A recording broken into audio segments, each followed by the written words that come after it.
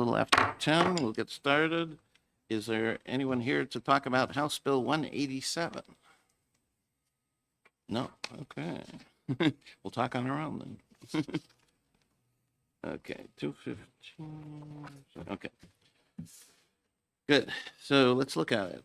Restraining order sought by a parent on behalf of a minor child. Anybody from the public? I just asked. I don't see it. Oh, Yeah, yeah. give the public. Yeah. I saw them. Yeah. Especially if you know what the bill does. We would be very interested. Okay. So just tell us your name and push the red button. There you go. There. My name is Tracy Searles. Okay. Our family is the one that brought forward to try and get this HB 187 going. Yeah. Closer to the microphone. Oh, sorry. Should I speak about what happened to put us this far in? Well, just tell us first of all so this bill is crossing off a member of the minor's family or Yes. household, or the ward's family or household. So it's Yes. making two little changes. Yeah, so what our family had come into for an issue was something had happened to one of my children. And when we reported the crime, the state police told us to get a restraining order, so I went to the court to do that. And in doing so, the judge said, I'm sorry, I can't do this for you. My hands are tied because of the way that the law is written. Currently, only a parent or guardian of a child can get a restraining order on behalf of their child if the perpetrator was a member of their household or related to them. The person who committed these crimes against my child was not a family member and not related to us in any way. So unfortunately, I cannot get a restraining order to keep my family safe. So you're thinking about like a teacher or something like that, or is it? No, this was my child's best friend's father. I gotcha. Okay. This has nothing to do with teachers and stuff like that. This is I just see. Yeah, a member so of the some community. other person. Yeah, Yes, and unfortunately, I can't protect my children in this case because of the way the law is written. Okay. Any questions? So the bill says indeterminable increase of a small amount of money, and I assume that's because there might be some more court cases. Is that what we're talking about here? Yes, that's correct. Okay. The judicial branch didn't know how many additional court cases would come from this, so they just gave an estimated range, but it could be on the lower end. However, there is no appropriation for this, so if this were to pass, it's something they would just need to absorb into their budget. Yeah. Okay. So what do you think? This doesn't look like the sort of thing that should be part of House Bill 2? I mean, just pass the bill and be done with it? Yeah. No appropriation doesn't impact the budget. Okay. So would someone like to move ought to pass on this? Make a motion ought to pass. Okay, all right. So we have a motion by Representative Campbell, seconded by Representative Rung, that House Bill 187 be recommended ought to pass. Any further discussion? No? Okay. Representative Munns. I mean, to me, it just seems like it makes sense. I mean, I guess the only question I would have, and I don't think it's a deal breaker, is why was the limitation put there in the first place? Yeah, but presumably the Children and Family Law Committee considered all that Yeah, kind of thing. yeah, no, right? I think it's like Yeah. a no-brainer. Yes, right. Okay, that's why we're going so quick. Representative Stringham. I was just going to ask what the history of the bill was. Is it passed on consent? Melissa can probably tell us. Yep, it was a voice vote. Okay. All right. We're ready to vote. Okay. All those in favor? All right. It's unanimous. Excellent. Thank you so very much. Have a for great coming. day. Thank you. Okay. I came for 66. I didn't really have any, just in case you had questions for me. Yes. Okay. Great. Thank you. Should we skip ahead then? Okay. Why don't we skip ahead? I think that's all right, right, Melissa? Yeah. Okay. And let's go to House Bill 66. No, 66. There is a 566, but but next to last is 66. And I have it right here. So Representative Lynn, did you want to talk about this one?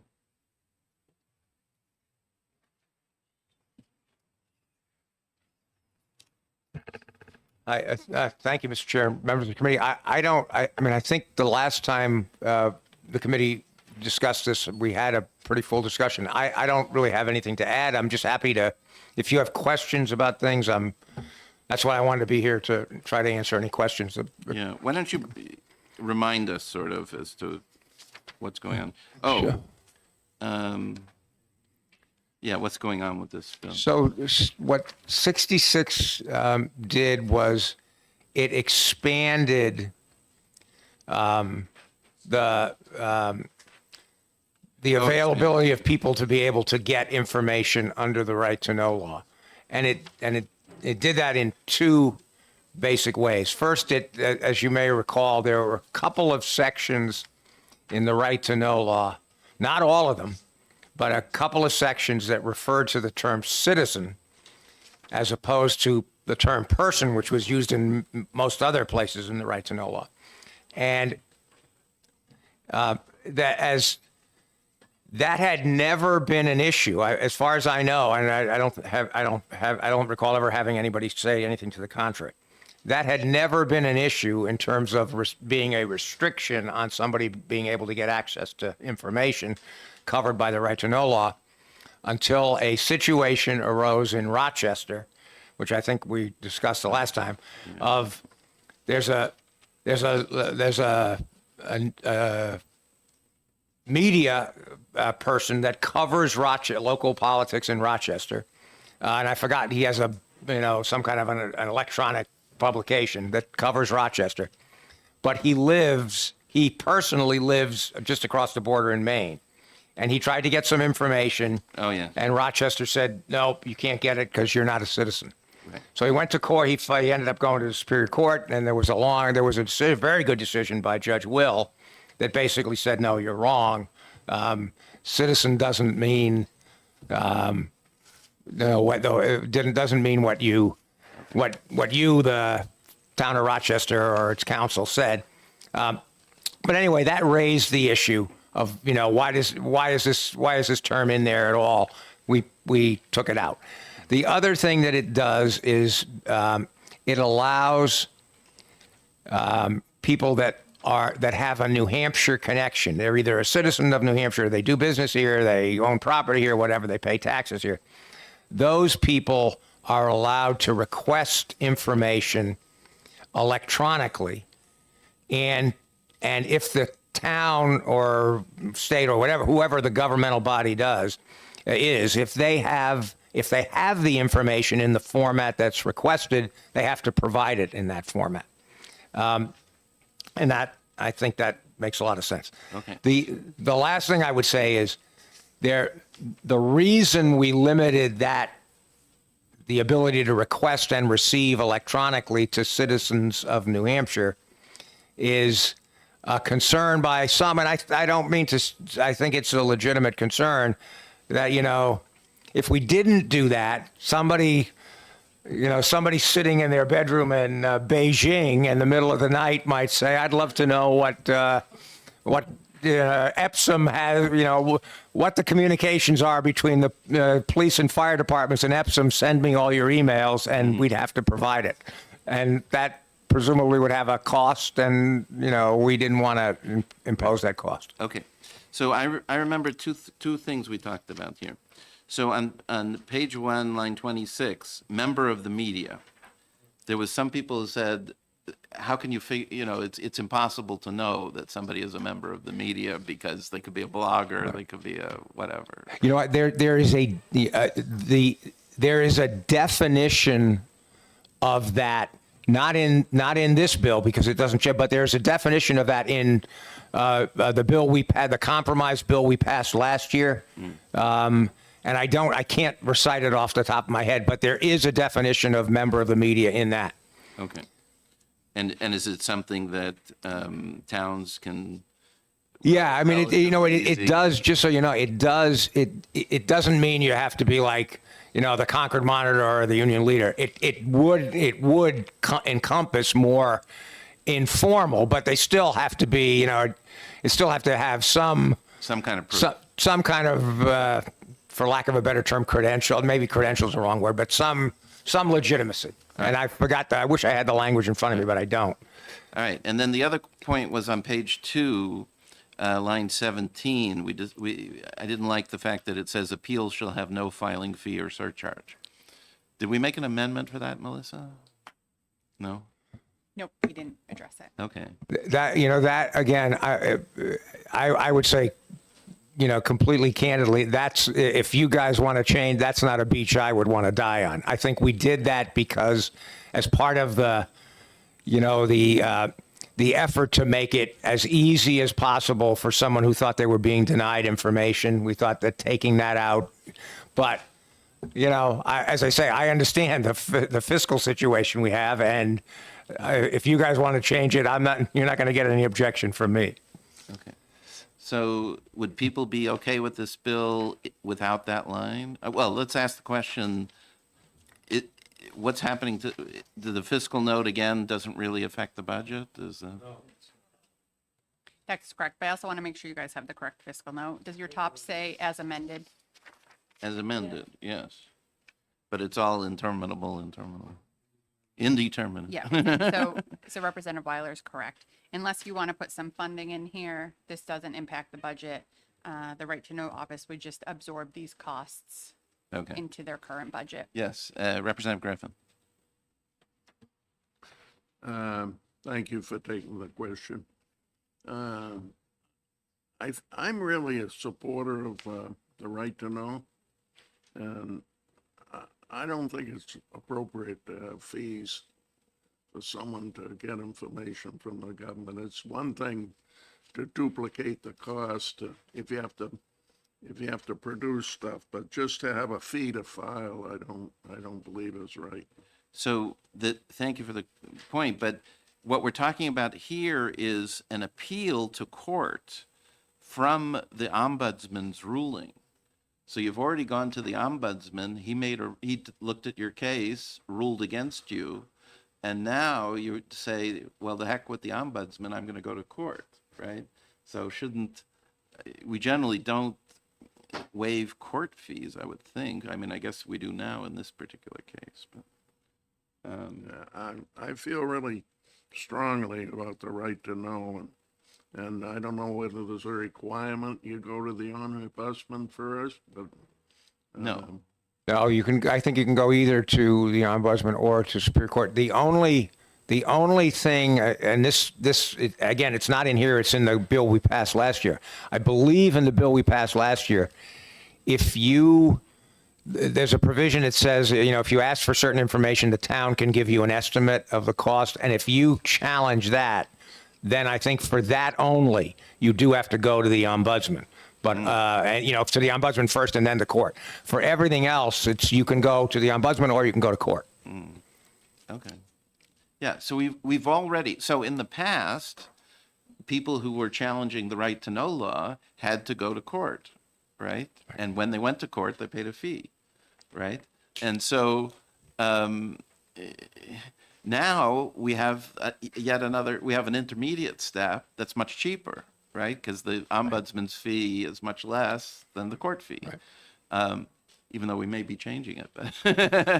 But the point is, you know, already we're saving you money, right? So compared to earlier situation. So anyways, we can propose it and you can vote against it, I guess. All right, yes, Representative Mons. Thank you, and thank you for coming in. And I think we may have talked about this when you were in, but I can't remember if we talked about it before or after you testified. But we heard from a representative from the Manchester Police Department that providing records electronically is a new requirement, and that could add significantly to the expense incurred by local authorities, particularly smaller authorities that maybe don't have scanning equipment and all that good stuff. Can you clarify whether if someone comes in and asks for the records electronically, that it has to be provided electronically? No, it has, it has to be provided electronically if they have the records electronically, but it doesn't require scanning. In other words, if so let's say a smaller police department only has paper records, and I make a request and say, I want you to send me this electronically. The police department doesn't have to do that. They can say no. The only thing we only have electronic record. I mean, we only have paper records. And if you want the records, we're going to copy them for you, but there's a charge for doing that. So it doesn't require creating electronic records that don't otherwise exist. Go ahead. So thank you for clarifying that. I'm just wondering if that's clear in the bill, whether we need something that says that specifically, that, because I don't see that. What you described, I think, is great, but I don't see that in the wording of the bill that says it only has to be provided if the records are available electronically. I thought I don't have the bill right. I apologize. I don't have it right in front of me. Maybe I'm missing it, but But there may be elsewhere in the right to know law. Right. Let me see. Because we don't have the whole, the whole RSA. the reference to, providing the records electronically that I see in here is on it's on the first page, lines 29 through 31. Physically carry. The action of such person.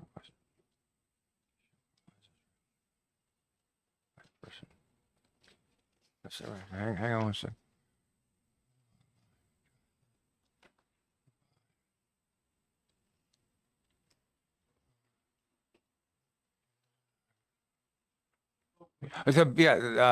Top of page 2. Right.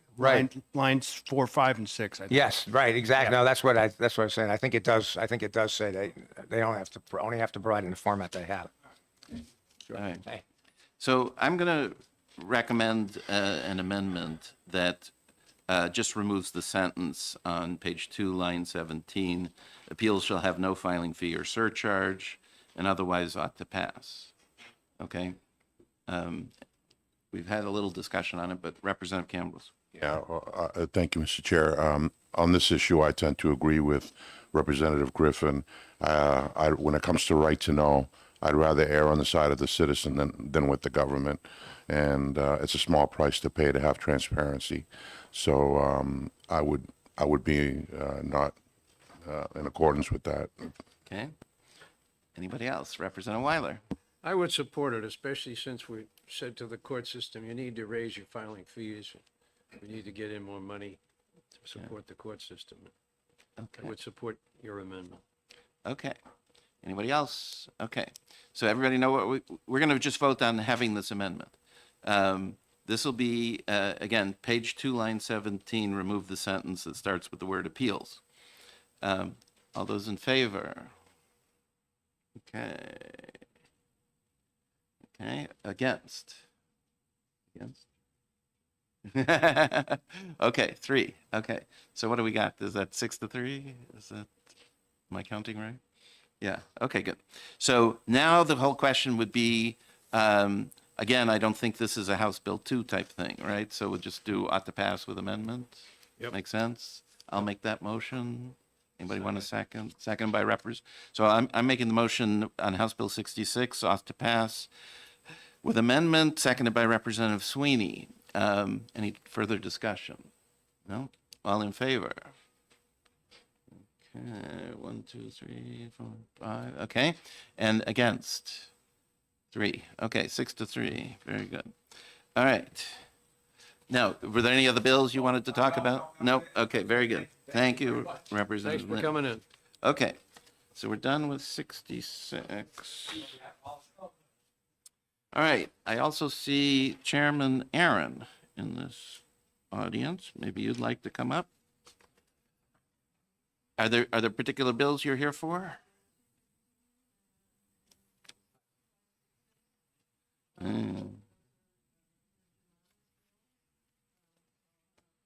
Yeah, both of you. But what about 215? This is something for Representative Evil, right? So we have some notes or something? Okay.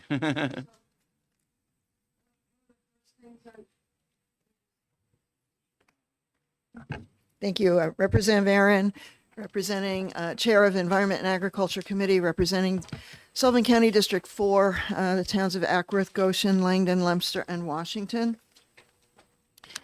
And so I know I sent to Chairman Weiler a letter having to do with language that was in the trailer bill, HB2, for there's a solid waste evaluation committee that was set up.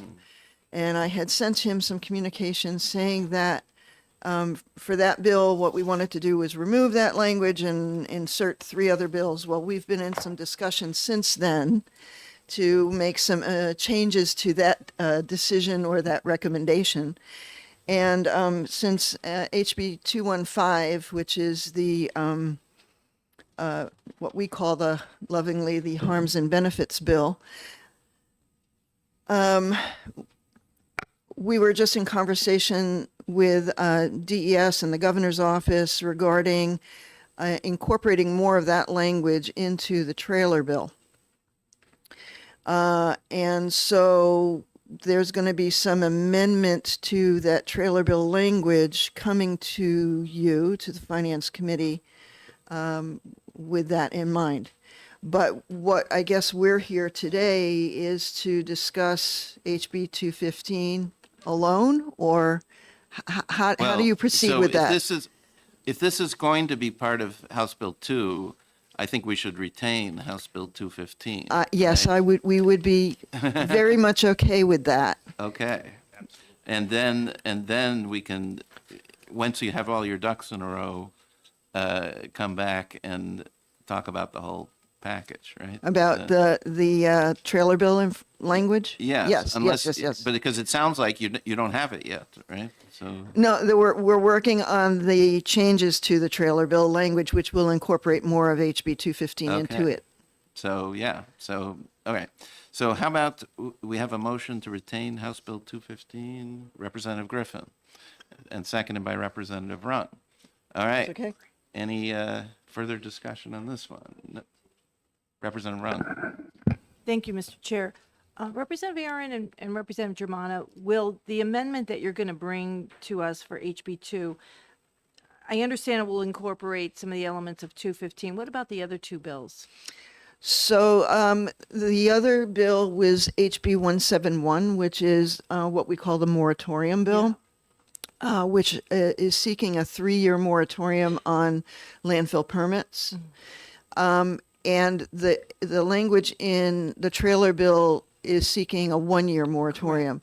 I spoke with the governor yesterday, and she was okay with a 3-year moratorium, and so that language is also going to be worked into the trailer bill. So HB 171 is not coming to your committee. I think that's just off to the Senate land. And Well, we can make House Bill 2 happen after the effective date of that, right? So we can make House Bill 2 be the master if that's what you want, right? So sure. Yeah, sure. As long as that, that that way moratorium could language put, is- you could put all those things together in one right. big blob. Right. So, yeah. Okay. And the other bill was HB 707, which is a landfill siting bill, which I don't know. There's some consideration for some landfill siting in the trailer bill language as well, but not the entire thing. And I know HB 707 is not coming to your committee. So I don't know. I think that's going to go separately to the Senate. And whatever elements of that is going to be put in the trailer bill will be there too. Okay, but Representative Rung, yeah. but what we're expecting from you is just an amendment regarding 215. And then we would, if we want to amend HB2 to accommodate the 3-year moratorium. No, we're going to be giving you language, or we're working with DES to give you language to amend what's in the trailer bill, which will incorporate a bunch Oh, of okay, the I other gotcha. things. So the other bills are sort of separate, except for 215, which you are going to make a decision to retain for us. Thank you. Is that pretty Melissa, clear? do we have a sense of how the budget is affected if we adopt the language from 215 versus what's already in House Bill 2? That would be something. I'm asking Melissa. Yeah, okay. I would just say it seems like the biggest difference is that with HB, and you can correct me if I'm wrong, with this 215, DES is requesting additional positions. They're not, 215 doesn't authorize the positions or fund the positions. So if you wanted to move forth with the 215, we'd want to probably put language in there to authorize the positions and fund those positions if that's the setup you're doing. Versus I believe HB2 is the commission, and I don't think you need additional positions for that section. So that's a self-funded, correct. So that's the biggest financial change. Is in HB2 it's self-funded, DES doesn't need positions. 215 DES is responsible for and would need additional positions and funding to handle this new element. Okay, so, yeah, go ahead. Thank you for the record. Nick Germana, Cheshire 15. Yeah, so when the committee looked at the first version of HB 215, the fiscal note was indeterminate. It was, between 0 and 100,000. But through the amendment process, apparently DES then went back and looked after we had amended the bill, and then this new fiscal note with the 2 positions was added. And that was another reason why the chairwoman and I were thinking it would be appropriate to retain the bill, is because we want to try to meld what we have in HB 215 into the trailer bill, but then hold 215, just in case. But that fiscal note was added after, we never saw it when we heard the bill. Okay, so we're very reluctant to add positions and spend more money. So if what you give us later does that, there's a risk it won't happen at all, so. Well, thank you very much, Mr. Chair. And that's exactly one of the things that we've been talking with DES about, and thinking about the governor's proposal. And yes, sir, we're aware of those concerns and want to make them go away. Okay, excellent. All right, so we're about to vote on whether to retain House Bill 215. Is there any more discussion? No? All those in favor? All right, unanimous. Very good. Okay, thank you. Anything else you want to tell us at this point? But we're going to see you again, I guess. I know you had asked me in an email about tipping fees. Is Oh, that yes. something that you wanted to have? Yeah, that's going to be for when Representative Ebel comes back. Okay. So, but if you want to just say something about that concept. You asked for my opinion on that Yes. concept, and that seems to be an okay proposition. Okay. I see your colleague likes it too. Okay. Yeah. Thank you very much. All right. Thank you. All right. And Are there did any you other wanna go bills over here The that- leachate, the leachate management bill. Yeah, 566 is also on your Okay, Yeah. 566. Let's move to that one. Okay, that's the next one here. Requiring permit applications for new landfills to contain a detailed plan for leachate management. All right. Representative Germano, you want to explain? Yes, thank you, Mr. Chair. This is a bill that I worked very closely with DES to craft the language for, and our committee did, a lot of great work sessions to get it where you see it here. As we're all aware, we have had a number of issues recently with leachate problems, particularly because of heavier rains when we get, 2 once-in-a-century floods within a couple of years. Leachate builds up in the layers, those liner layers within a landfill. That needs to be siphoned off. It needs to be transported. It needs to be treated before disposal. And the purpose of this bill is to require anyone who is applying for a landfill permit to include with that application a detailed plan for how they are going to manage the leachate on site. if they're going to do any on-site treatment, which, for example, Turnkey does in Rochester, to make it clear that they have contracts with more than one party to dispose of the leachate in a safe and responsible way. And so the first part of the bill has to do with the leachate plan itself, and then the last few lines have to do with requiring the reporting of contracts to DES. So right now, companies have to report to DES that they have contracts. This language, which again worked out with DES, requires a little bit more information about what is contained within those contracts to make sure, again, that safety is the primary concern with the transportation and disposal of leachate. Okay. So Melissa, what's the legislative history of this bill?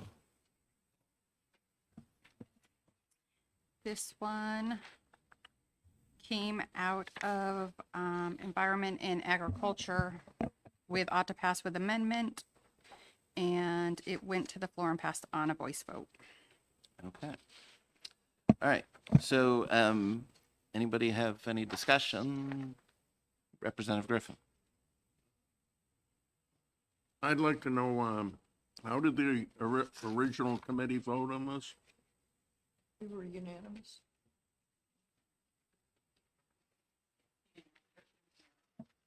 Unanimous 13-0, ought to pass with amendment. Okay. Representative Rung. Mr. Chair, may I make a motion of that we recommend OTPA on this? You have an amendment? Oh, no, but it was amended out of committee. It's not going to be amended out of this committee. I no. don't think. So just OTP. Okay. All right. I'll second that. All right. So moved by Representative Rung to recommend House Bill 566 ought to pass, seconded by Representative Cambrils. Any further discussion? Nope, seeing none. All those, Melissa? Can I just pause for 1 second?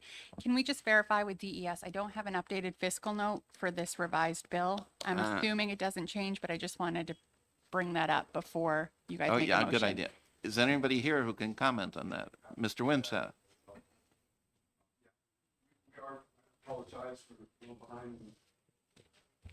Fiscal note land, yeah. Thank you. Yes, for the record, Mike Wimsatt, Director of the Waste Division for the DES.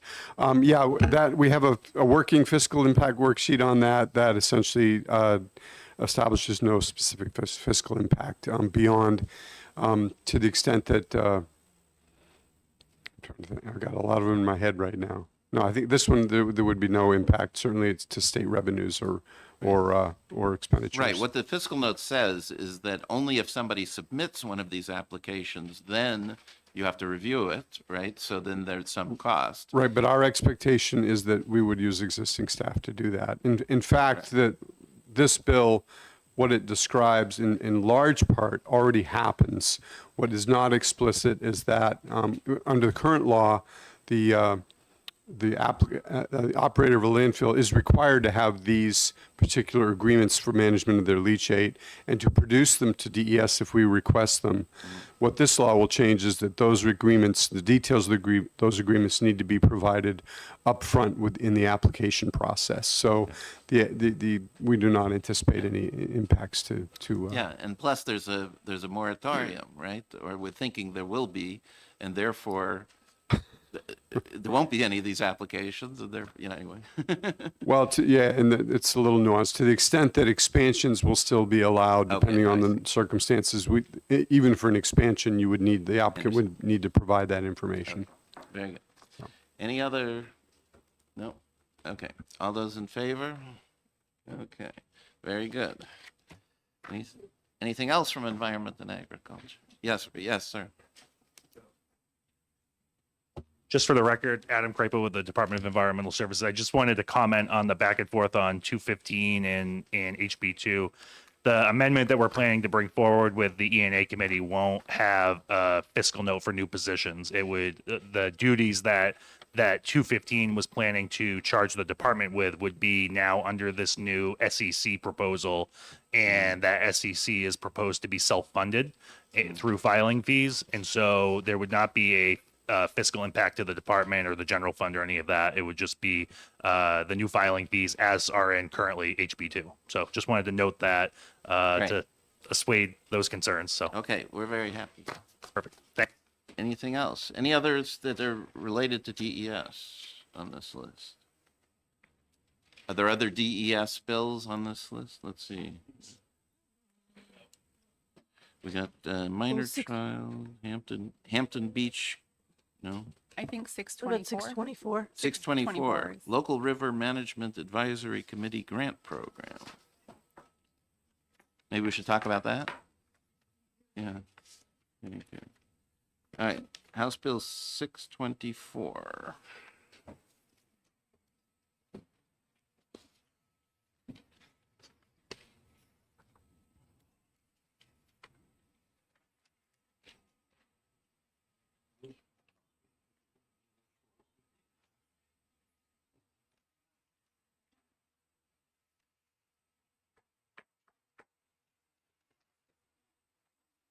Oh. Save $10,000. I'm sorry, 20. Looks like 20? Yeah, 20. All right. So is someone here from DES to talk about this? Or someone else? No? So just looking at the bill, I just pulled up the fiscal note. So, you know, we would be able to adopt rules for this. You know, there's no funding provided for DES's administrative costs, and we're saying that it would be a $9,000 fiscal impact for FY26 and a $10,500 impact for FY27. We would be able to absorb those costs with existing staff. So, and what the program does is give us some funding, $40,000 for fiscal year 2027 and the same for fiscal year 2026, and we would administer those grants to local river management advisory committees. But this is, Oh, so this is a straight up appropriation for a new grant program, right. right? We have some other things like that in our pile. So I think this probably needs to be retained, Yeah. right? Yeah, that, yeah, because we've retained all these other ones, and then we have to, at the end of the day, maybe see if there's a few bucks in the pile, right, for those things. Yeah, Mr. Chairman. Representative Rung. Thank you. Mr. Crebo, thank you for coming today. Could you describe some of the benefit these local river advisory commissions provide the state? Yeah, sure. So depending on you know which association, you know, the lakes associations do provide a benefit when it comes to cyanobacteria and various other contaminants that concern like stormwater. They do provide feedback to us for our rules, but under this grant program, the advisory committees would you know, it would basically be a pass-through grant to those rivers advisory committees, and they would be able to, you know, administer it and provide a benefit in the form of, you know, cleanup activities and activities around contaminants of concern. So I can get more information to the committee. I wasn't prepared to talk about this one specifically today, so I know, obviously I understand what the local river management advisory committees do, but happy to provide more information about the bill itself and in the fiscal note. I see there's a revised one that came in, and so I can get some more information Yeah, if that would be helpful. Do you know anything about how they get first of all, how much funds do all these such committees have in their budgets, and then Right. where does that come from? Are these federal grants? Are these local property taxes? Are these? I can get you a listing of any Donations? of the donations likely for a lot of these, but I can get you an accounting of any pass-through grants that we currently provide to them if that would be helpful, and any of the federal grants that they might receive. You know, there's not a whole lot of funding for this type of activity in the state currently, so This would provide a benefit, although it is $40,000. So, and it looks like it would be a general fund expense. So, Yeah. I know the committee's Representative grappling with. Thank you, Mr. Chairman. And thank you for coming in. The chairman mentioned that this would be new funding, and I agree it would be new funding. But, in the bill, it talks about the fact that this would be funding that would allow the committee to fulfill the responsibilities that were established in statute. So, if we're gonna ask somebody to do something, theoretically, we need to give them the resources to do it. Right, and he's going to find out if they're already getting some. Any sort of resources from Yeah. us. We administer many different programs, so I want to make sure I get you the correct information. Okay, Representative Rung. And I would also be interested in learning some of the resources they provide the department. For example, I know in certain lake associations, watershed associations, they do a lot of testing. They'll deliver samples to the state. I suspect the rivers commissions probably do the same thing, where they might be sampling for cyanobacteria that are in rivers, and probably doing some projects on, for example, culvert replacement or culvert maintenance that actually saves the state from expending those funds on those projects. That's right. We do most of our sampling efforts. Our staff does them, but we also get a lot of that from volunteers from these types of committees and lakes associations. So there is an extensive effort out there on a volunteer basis to provide us information about the water quality in the state. And so there is an extensive effort there. Okay, thank you very Yeah, much. thank you. All right, Representative Campbell. Thank you, Mr. Chair. It's a worthy cause and something that I definitely would support, but given the current fiscal situation, I'm making a motion to retain for the moment. Okay, that's seconded. All right. Representative Cambrose moves to retain House Bill 624, seconded by Representative Griffin. Any further discussion? Okay, all those in favor? Okay, looks unanimous. Thank you very much. Okay. Good. This one's retained. Now, do we have any more DES? What do we have here? Federal Agency Transparency, Multi-Use Energy, Hampton Beach. Huh? Which one? Hampton Beach? You want Hampton Beach? Okay. 607. Anyone here for that bill? Yes. There he is. You can't vote. He can't vote on his own bill.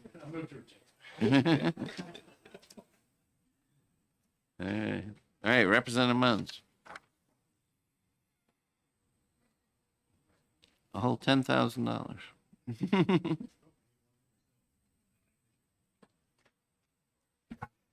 Thank you, Mr. Chair and members of the committee. It's nice to see you from this perspective, particularly Representative Rung and Representative Leachman, who I don't have to look sideways to. Just for the record, my name's Chris Munns. I am one of the 4 representatives from Rockingham District 29, which represents the town of Hampton. I'm handing out the testimony that I provided to the Resources, Recreation, and Development Committee when I introduced this bill, and also a letter of support from my colleague, Representative Nick Bridle, who also is from Hampton and who sits on that committee. Just give you some quick background. The Hampton Area Beach Commission was established in 2003 by the legislature. It's an oversight commission that helps the town of Hampton and the state of New Hampshire with long-term planning for the Hampton Beach area. It's made up of members from the town, state, Hampton Beach Village District, the Hampton Area Chamber of Commerce, and the commission is currently chaired by former state representative Tracy Emmerich, who I believe is you all pretty familiar with. And the vice chair is Pat Bushway, who served in the House for 2 years. The commission's work includes implementing the Hampton Beach Master Plan. To do that, the RSA says that it should assist the town and the state and town in acquiring lands and rights in lands, assist the town in develop building and zoning codes, provide advice and counsel to the state and town on land use developments, consult with the Hampton Beach area businesses and residents, meet at least quarterly, and meet at least annually with the selectmen and publish a report. Since its inception, the commission has had no funding to do any of that. And this bill would provide the commission with a small sum of $5,000 in each of the 2 years to enable it to carry out its duty. The mechanism in the bill is that we would be creating a Hampton Beach Master Plan Fund, and then that fund would be general funds would be appropriated to that every year in the amount of $5,000. So I'm happy to take any questions. All right, questions, Representative Sweeney. Thank you, Mr. Chairman. Thank you, Representative, for bringing this legislation forward. So I know at the local level for towns and cities, when they go through a master plan process, the consulting fees and the costs are usually north of $150,000. So $5,000 a year for a master plan for Hampton Beach is adequate? I'm quite honestly, I'm not sure where the funding for that came from, but I know that it has been developed already. This is really just to allow the commission to just carry on its normal course of business. So is there, sorry, follow up? Go ahead. Do we have other funds in the budget already going towards Hampton Beach? Not towards this commission that I'm aware of, no. Okay, thank you. All right. And has the commission asked the town for this money? Or is that inappropriate somehow? Well, it's a state agency. Oh, it's a state agency. Yeah, I see. it's not a town agency. It's established by state law. Okay. Since its inception 22 years ago, so how much money has gone from the state to this commission in 22 years? Nothing? Nothing. Okay. So why is this year different? Anyways, Representative Weiler. I did have a call from, excuse me, from Representative Emmerich months ago saying, please pass this for $10,000. And I agreed I would support it. Okay. So you want to make this motion to?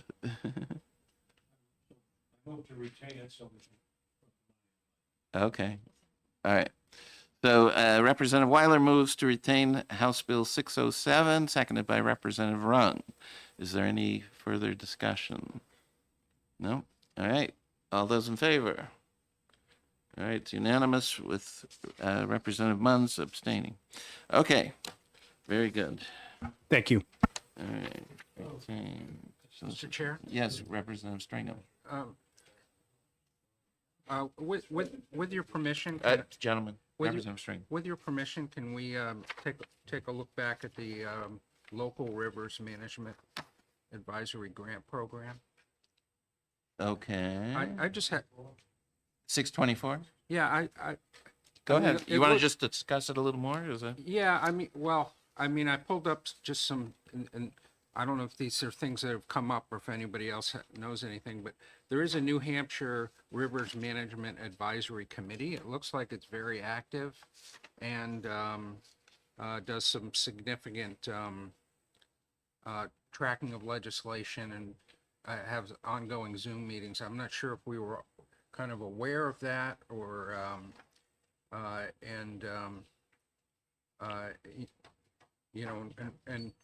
so the committee grant, is it to go to support this committee, or is it for purposes that they then would So define what it's, the way the out? bill is written is it creates $40,000 grant fund for 2 years, but it says that no individual committee can get a grant larger than $10,000. Okay, So there has to be a minimum of 4 grants made or more, okay. right? So it can't be just that one, I guess. Yeah.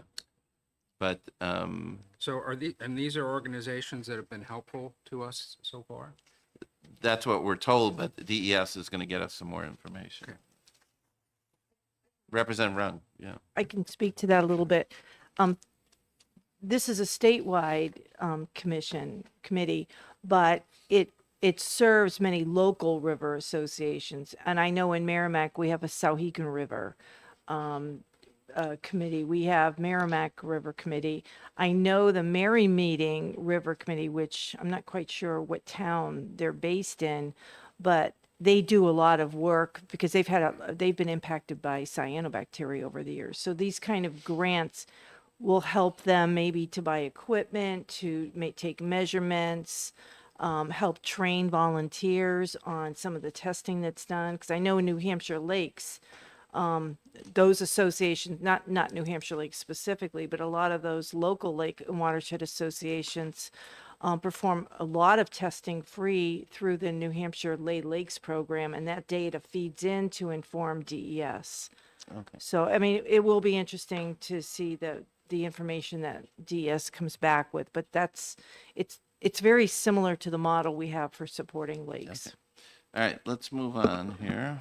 Thank you. So, who's here for what? Let's ask that question. Okay, why don't we start with that then? House Bill 723.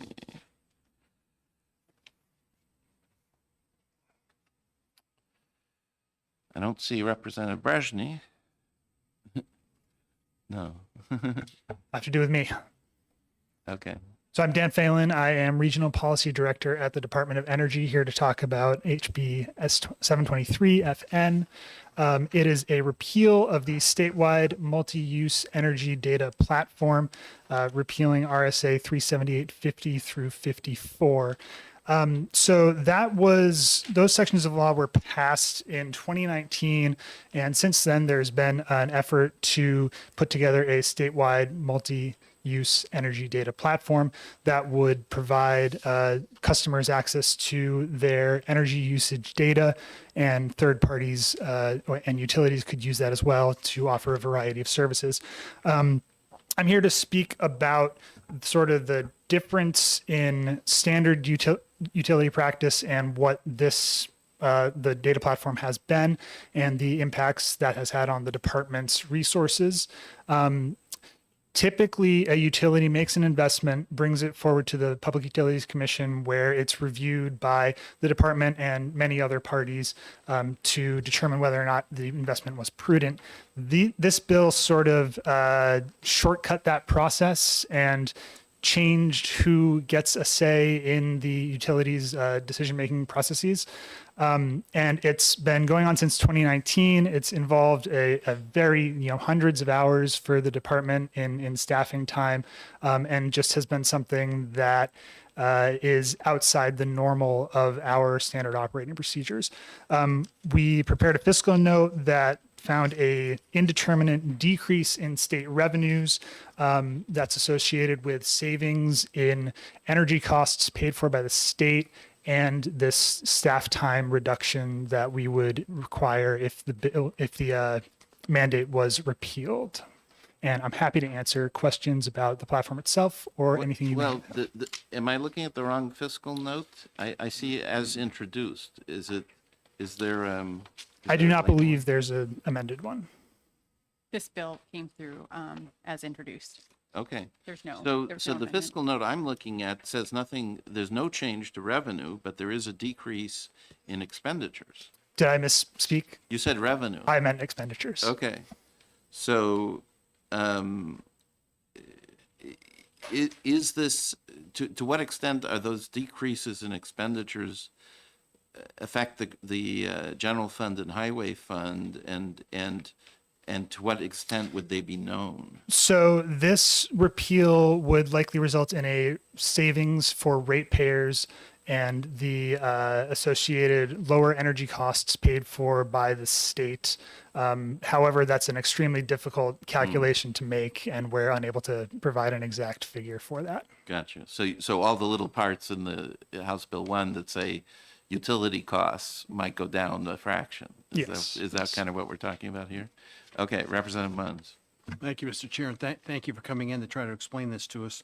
I was a little confused by where you were going with your I'm a co-sponsor. with your How about that? opening remarks. I mean, in terms of the process that you described and quite frankly, trying to understand, is the department of supportive of the multi-use energy data platform or not supportive? Could you clarify that a little bit? Yeah, we are neutral. This is a legislative prerogative that was adopted in 2019, and if the legislature thinks it's unwise, we are an implementer, so we will stop implementing.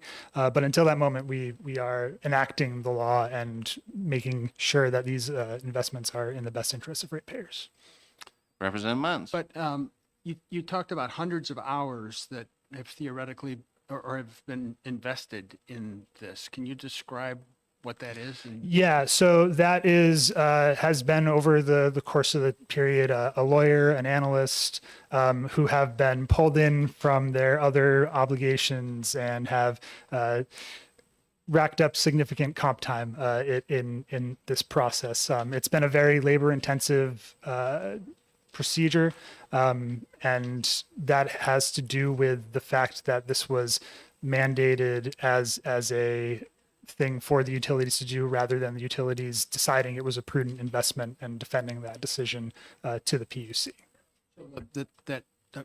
The time that the lawyer's been spending and the other staff, has that been to respond to the utilities or to prepare an RFP, or what exactly have they been doing? Yes, and more.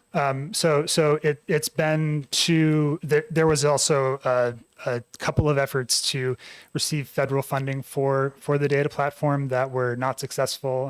But there was input into federal funding applications. There's been development of an RFP that should shortly be brought to the PUC, things like that. But it's been weekly for since 2019. It's been a very, very intensive process. Yes, Representative. My understanding is that what this platform would do would be to provide better, more timely data for decision making.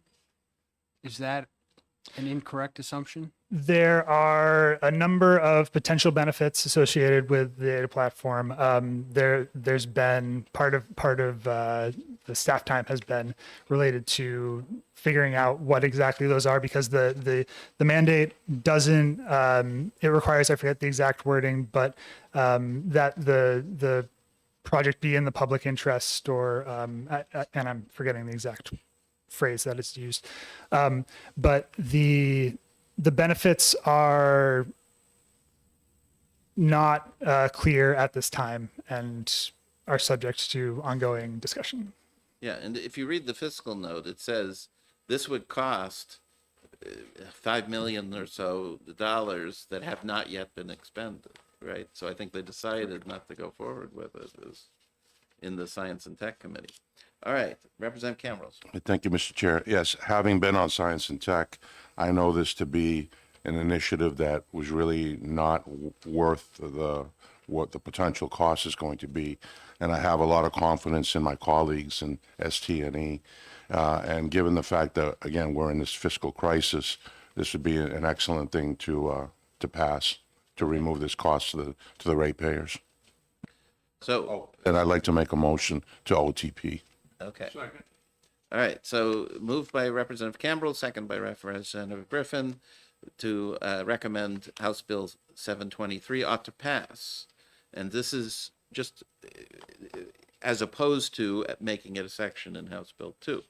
So, but since there's not really a direct fiscal note, then this is appropriate. Yeah, Melissa wants to. Yes, I would say this is appropriate. It doesn't seem like there's going to be any cost, especially if this never went into play.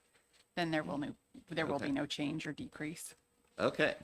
Everybody know what the motion is, what we're voting on? Okay. All those in favor? Okay, looks like 6 and opposed, 3. Very good. Okay, so Representative Cambrels will write a blurb or look one up from the previous time this came to the House. Do I have to for Division 1? Well, this we're going to recommend ought to pass, so it'll go to the regular Finance Committee, presumably we'll vote it. Go in the calendar. When's the full committee meeting? Do we know? This afternoon. Oh, okay. But this is probably not on the list yet, so it'll be next week sometime or whatever. Okay, I'll have it to you tonight. okay. Huh? Monday, not this afternoon. No, We have this afternoon. 1:15. Oh, It's Monday or? It didn't get into the last calendar. okay. Well, we have a conflict then. No, I think it's Monday. It's Monday. It's Monday. It's Monday. Okay. Full committee exec. Okay.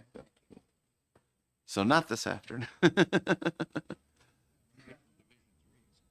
Today is Friday. There's a disconnect there. Okay.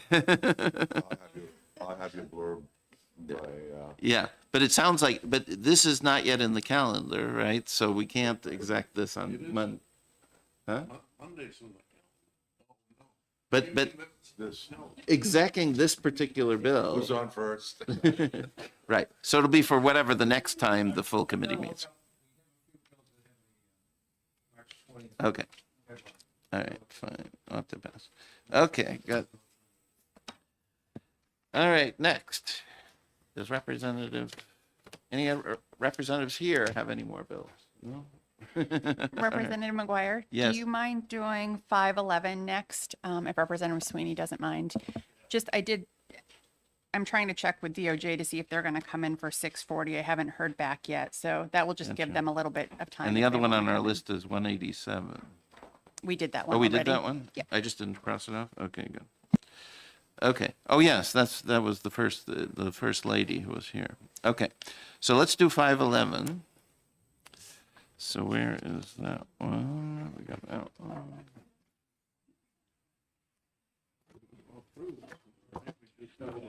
Representative Sweeney, yeah.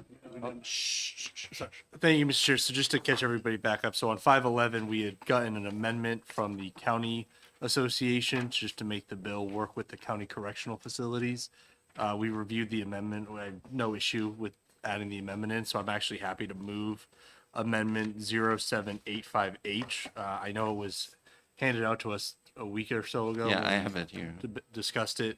It is a simple amendment. It really just, gives the county cover for if they're holding somebody under an ICE detainer.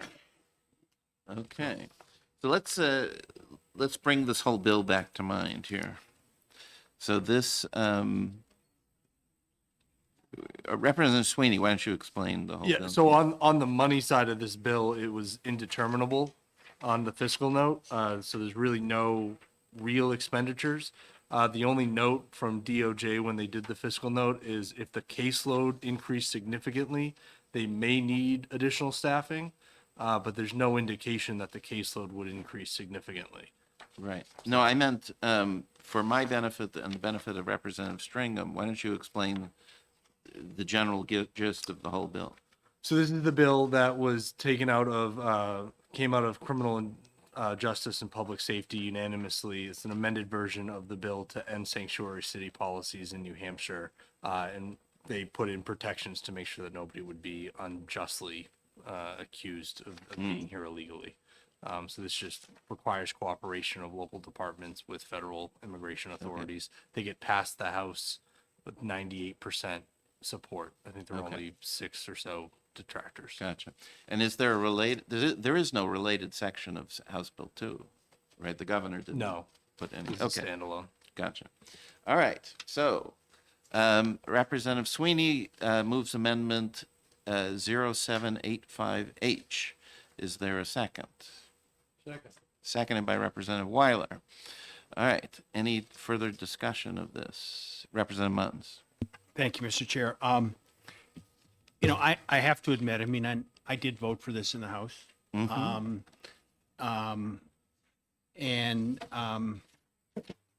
But after we discussed this, and heard the concern expressed, I don't know who it was, who brought forth who suggested that we make the amendment. I've had lots of concerns about setting a precedent of holding people that do not have a criminal charge against them in our jails. I think we're going on a very slippery slope. And, this amendment, while it addresses the concern that was raised, it also sets a precedent, I believe, that and if you look at the language, that that it allows a county to hold a detainee after the resolution of state charges. So in other words, we're giving the counties the ability to hold people who have had no crime charged against them. And I just think that that's a very dangerous precedent. I can't support that. We already do. Most of the Representative people in White? the county jail are pre-trial, so they haven't been convicted. I Right, Representative Munns. thank you, Representative Weiler. I mean, I think the distinction is they have been charged with a crime. They're being held for a crime. They may not have been convicted, but they're being held for a crime. These individuals will, if their state charges have been resolved and they're being held, they have not been charged with a crime. They're just being held. And again, I think we have to be very careful about putting ourselves in a position where basically anybody can be held in a jail. Representative Sweeney. And Representative, I don't want to get in a back and forth on the policy aspects of this, but these are only for individuals with ICE detainers in cooperation with the federal government so. And my response to, I understand that it has to do only with ICE. I understand that. And I guess my position would be if ICE wants us to hold them in a jail, then they should file a criminal charge against them. Right. Yeah, Representative Rung. Thank you. I noticed that the representative from the counties is here. I was wondering if she could comment on the amendment and see if it addresses her concerns that were brought up at our last meeting on Okay. this bill. Thank you, Mr. Chair and members of the committee. Again, Kate Horgan for the New Hampshire Association of Counties. So this language is exactly what I provided to the committee, so it addresses all of our concerns. Thank you. Horgan, Horgan. Any questions for Ms. Horgan? No, Representative Leishman. Okay, more discussion. Thank you very much. Thank you. Yes, Representative Leishman. Thanks, Mr. Chairman. So my community has gained some notoriety recently because there was an arrest of 4, I guess, illegal aliens in Peterborough. The town had passed an ordinance some time ago that the community would not work with ICE and detaining or helping. So I'm going to have to join Representative Munns with my concerns in supporting this bill. Okay, very good. Anybody else? Representative Rung. I just want to thank Ms. Horgan because I'm glad that our counties can't hold them without an agreement in place. So the counties won't be holding the bag for the expense of doing that. So thank you. Okay, so let's vote first on whether we're going Another comment. to, yes, Representative Wyman. I got a call from the chairman of Rockingham County Commissioners saying they're looking forward to having the same agreement that I think 2 or 3 other counties have, because it's making money. They're getting $160 a day and no medical costs Right. from the feds for taking ISIS or whatever ICE brings to them. Right. And we've heard, I've heard informally from people from corrections that we have extra space in Concord, for example, and we should maybe consider doing the same thing ourselves. Okay. All right. Well, in any case, that's here, not relative to this bill, but yes, go ahead. Thank you, Mr. Chair. And this did pass criminal justice. I think my vote today is just really going to be on the fiscal impact, but those concerns have been addressed with the amendment. Yes. Okay. Good. So we're just going to vote on whether to adopt Amendment 0785H. Okay. All those in favor? Okay. Looks like 7. And opposed? 2. Okay. Very good. So the amendment passes. Now, I guess Representative Sweeney moves I would ought move to pass as with amended. amended. says second. Representative Weiler seconds. All right. Any further discussion? No. All right. All those in favor of ought to pass with amendment? Okay. We've got, looks like 6 and opposed 3. Okay. Very good. All right. So at some point, Representative Sweeney will produce a blurb, and possibly others will as well. Okay. So that's 511. Melissa, are we not ready for 640? I have not heard back, so it's your choice. If you want to continue, we can Why don't continue. we at least read it and see what?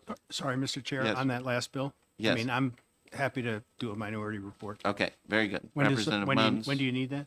Well, when it gets on the calendar for the full committee, which it won't be for Monday, right? So, yeah.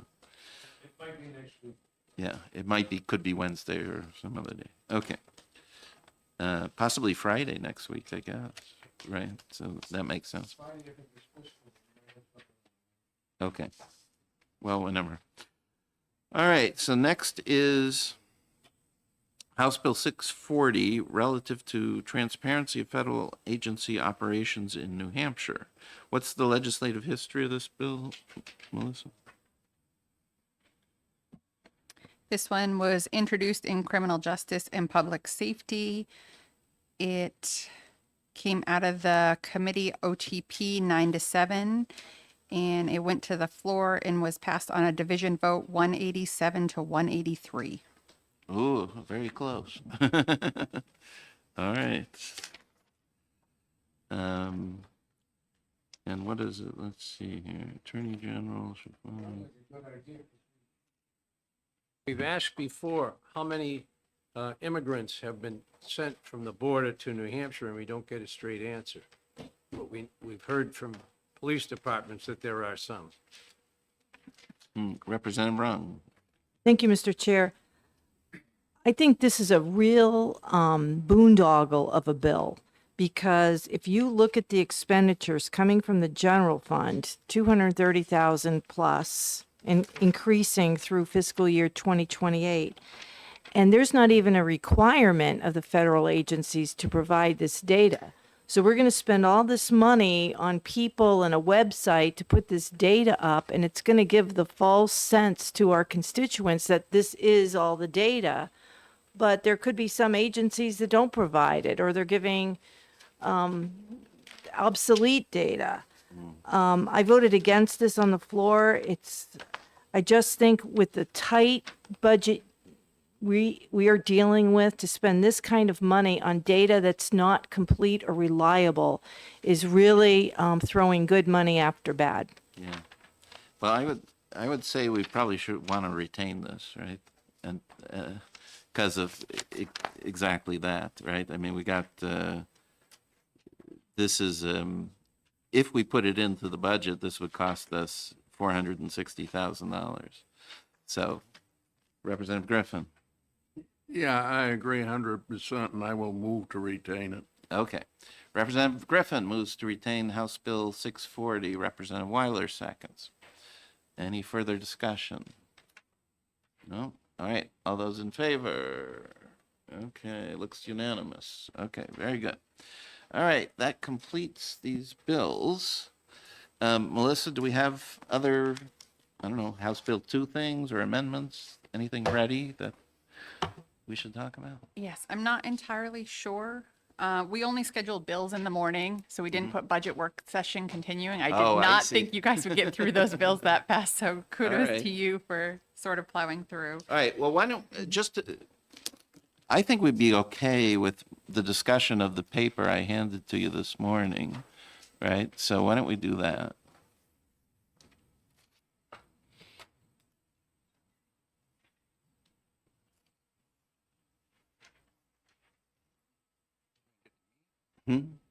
No, she's handing it out.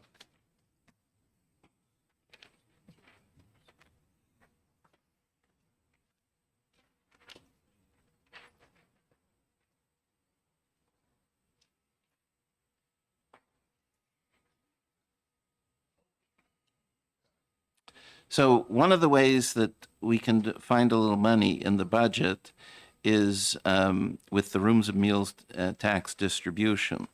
Currently, this is roughly 140 million a year, and it's part of the treasurer's budget. So I'm going to propose at some point that we restructure it in general, and it could be as RSA 31A, right? Or it could be wherever. Melissa, do we know where in the RSAs this exists? Because I wasn't sure about that. Sure, it's currently, I don't have the exact RSA, but it's under the M&R distribution. So it's under the Meals and Rooms tax statute. Okay, And I'll so look up do the we know what exact RSA statute. that is? We'll find out. But anyways, it could be as a reconstituted RSA 31A. It could be still where it is right now. But in any case, the proposal would be as you see it on this paper. So if we distribute 25% instead of 30%, that gains for us in the general fund something like 22 million a year or something of that sort, and that gets us partway to our goal for this division. And then currently this money is distributed strictly by population. So it works out to roughly $100 a person all through the state. But to me, I'm more sympathetic to places in the state that have very low property values. And so, so my proposal would be the following 3 points. Number one is we would ramp the distribution by the ratio of property value per person in that locality, right? So if you look at the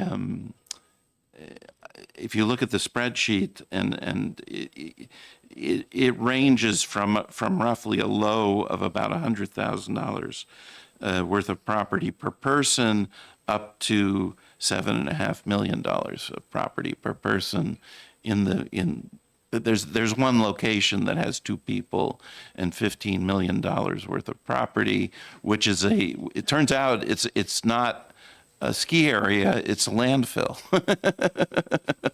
So it could become a ski. Who knows if they have, I don't know if they have a mountain or whatever, but that place is appropriately named Success.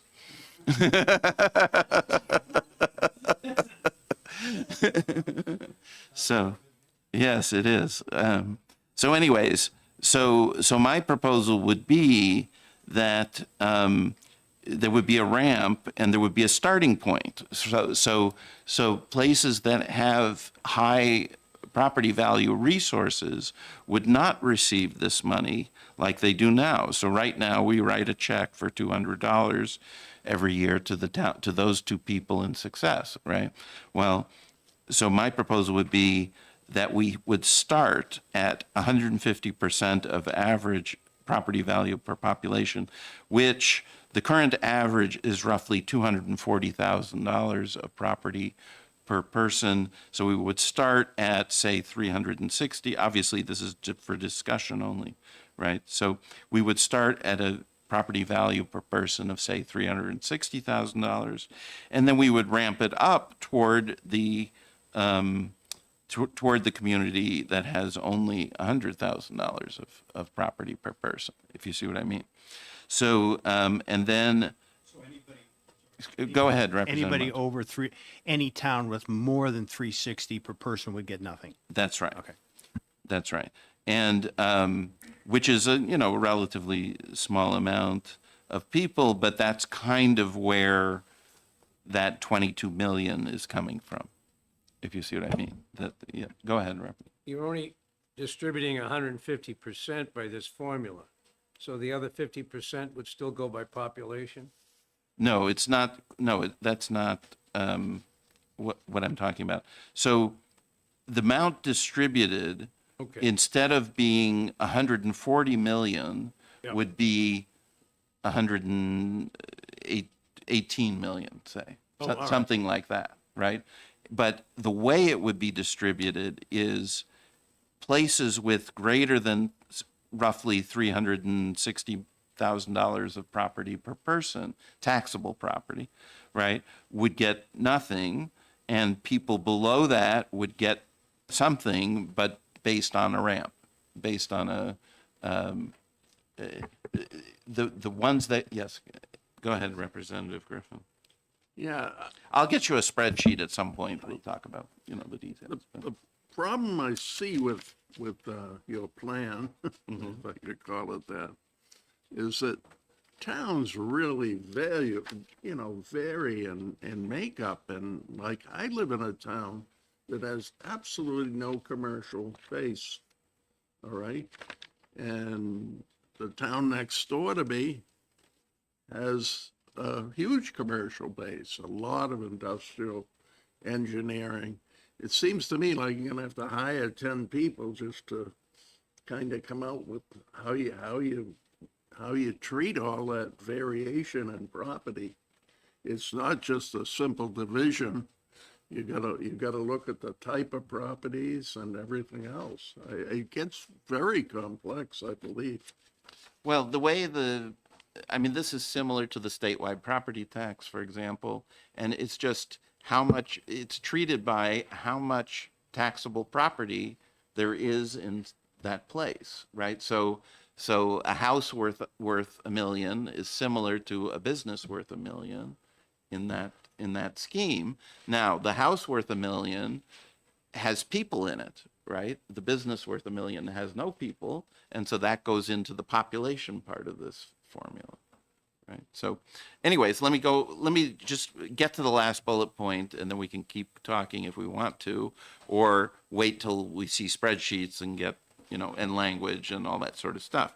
But the last bullet point is, when you look at the list of, the straight up list of population versus property values, okay, there are certain places that feel that on that list look like they're very poor, but my perception of those places is not that they're quite so poor.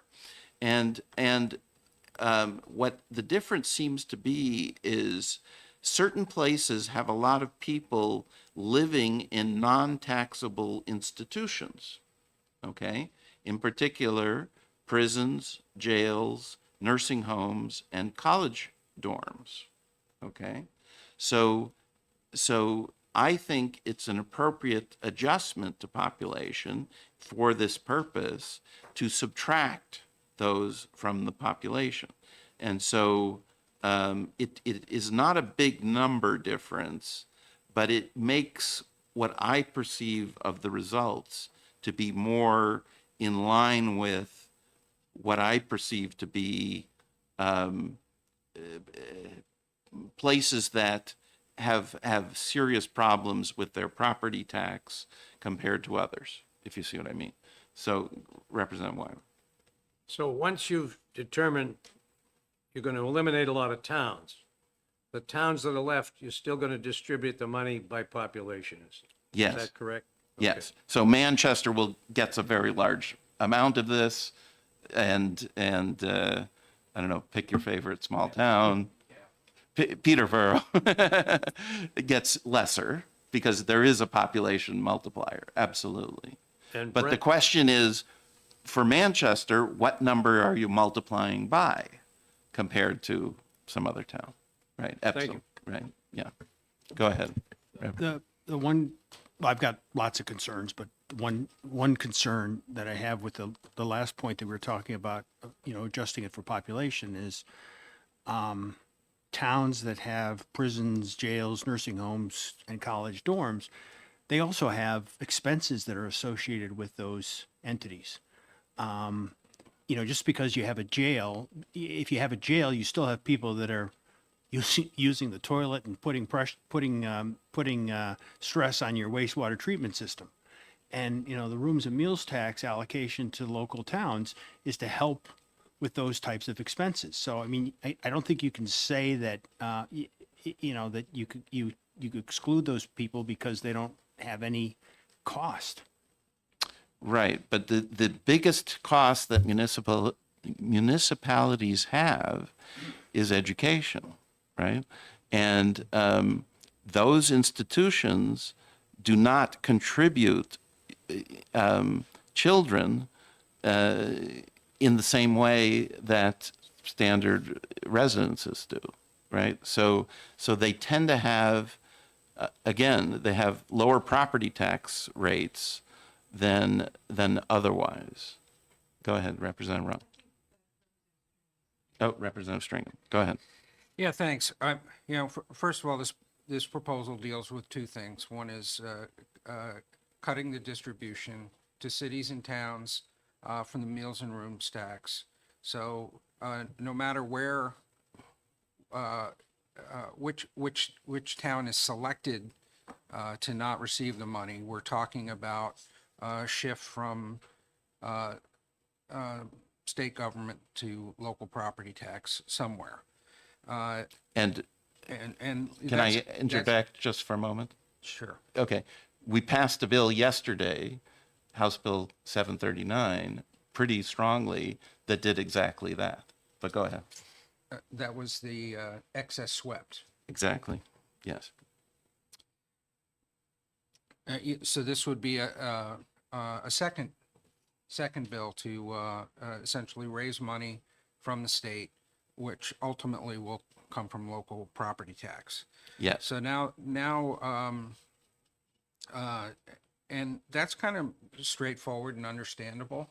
I think when you get into this apportionment, we have 400 representatives and 24 senators. We're probably going to have somewhere around 424 different positions on the way any changes to the apportionment formula.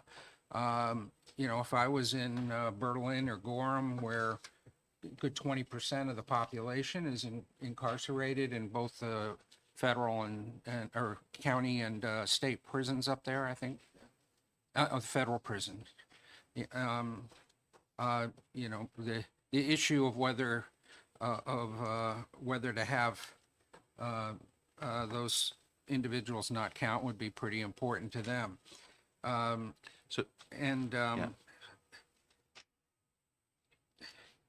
guess I'm saying playing with an apportionment formula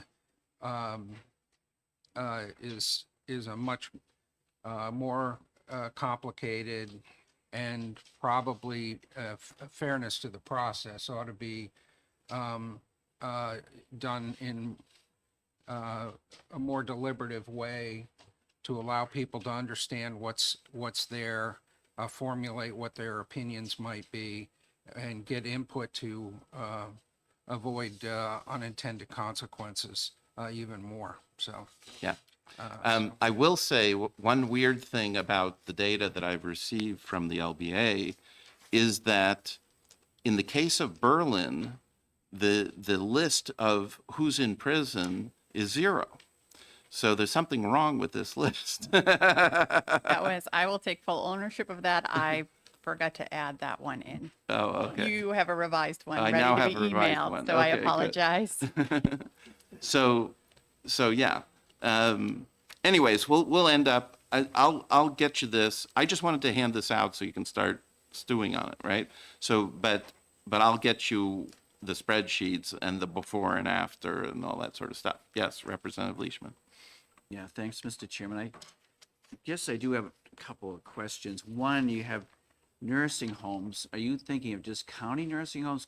We have nursing homes, for instance, in Peterborough, and I don't know if they're tax exempt, but certainly county nursing homes, but there are a lot of private nursing homes. So I was just curious where this non-taxable nursing homes came from. Is that just county or? It's mostly county, I believe. What's on the list, Melissa? Do you know?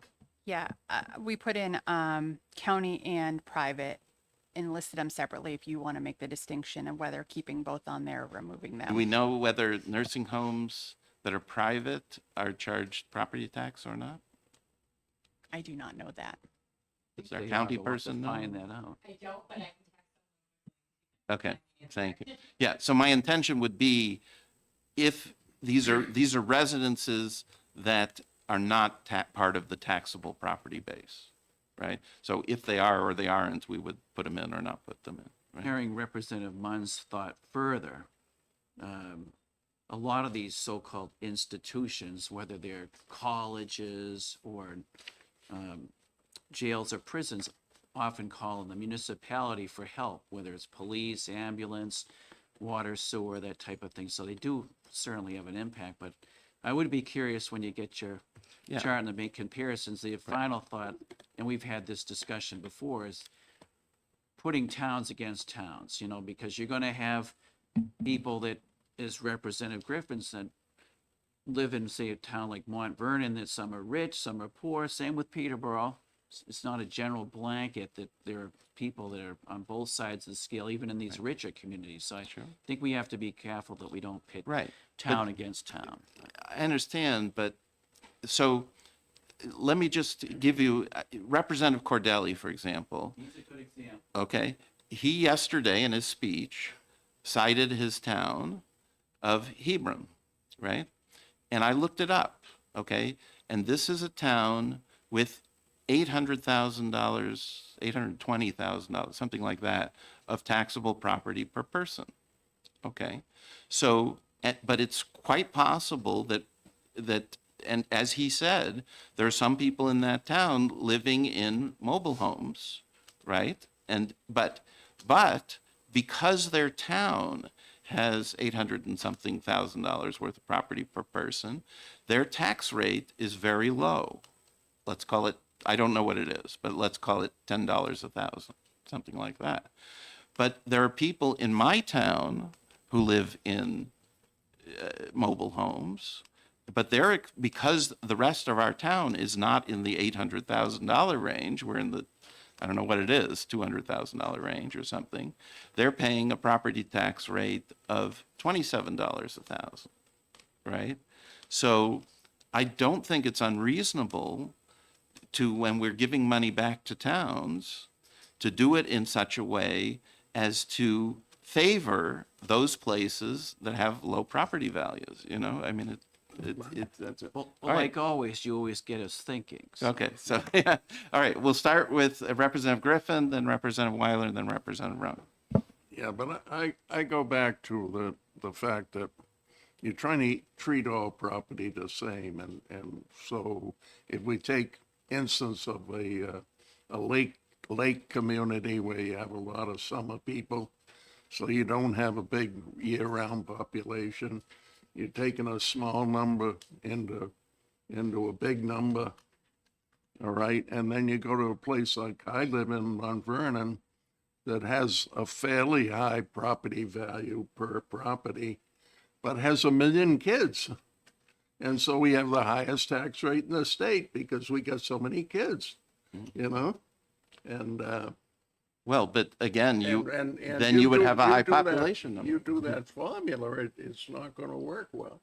Well, no, but you would have a high population, it sounds like. Well, it's not simple. We'll see, okay. Not that simple. All right, Representative Weiler. We're not going to pass this budget without some new thinking and some new ideas, and I appreciate the concept. What's going to determine whether or not it passes is when you get through with your thing, you may have to adjust this 360,000 property value per person up or down, because if you end up with, let's say, out of these towns, you have 60 towns that you're going to leave out. They're all going to vote against it. And some others may vote against it on principle or because they think they're getting $1 less. So you'd have to look at, see where you need to put that 360,000 and probably get it down to no more than maybe 10, 15% of the towns. Been here long enough, I remember, I don't see North Conway in here, probably it's part of Conway, but they always argued that they weren't getting a fair shake on meals and rooms because they had people paying it in their town more than any other towns. And we're giving money to towns who have no businesses collecting meals and rooms. So Conway was, we're a donor town.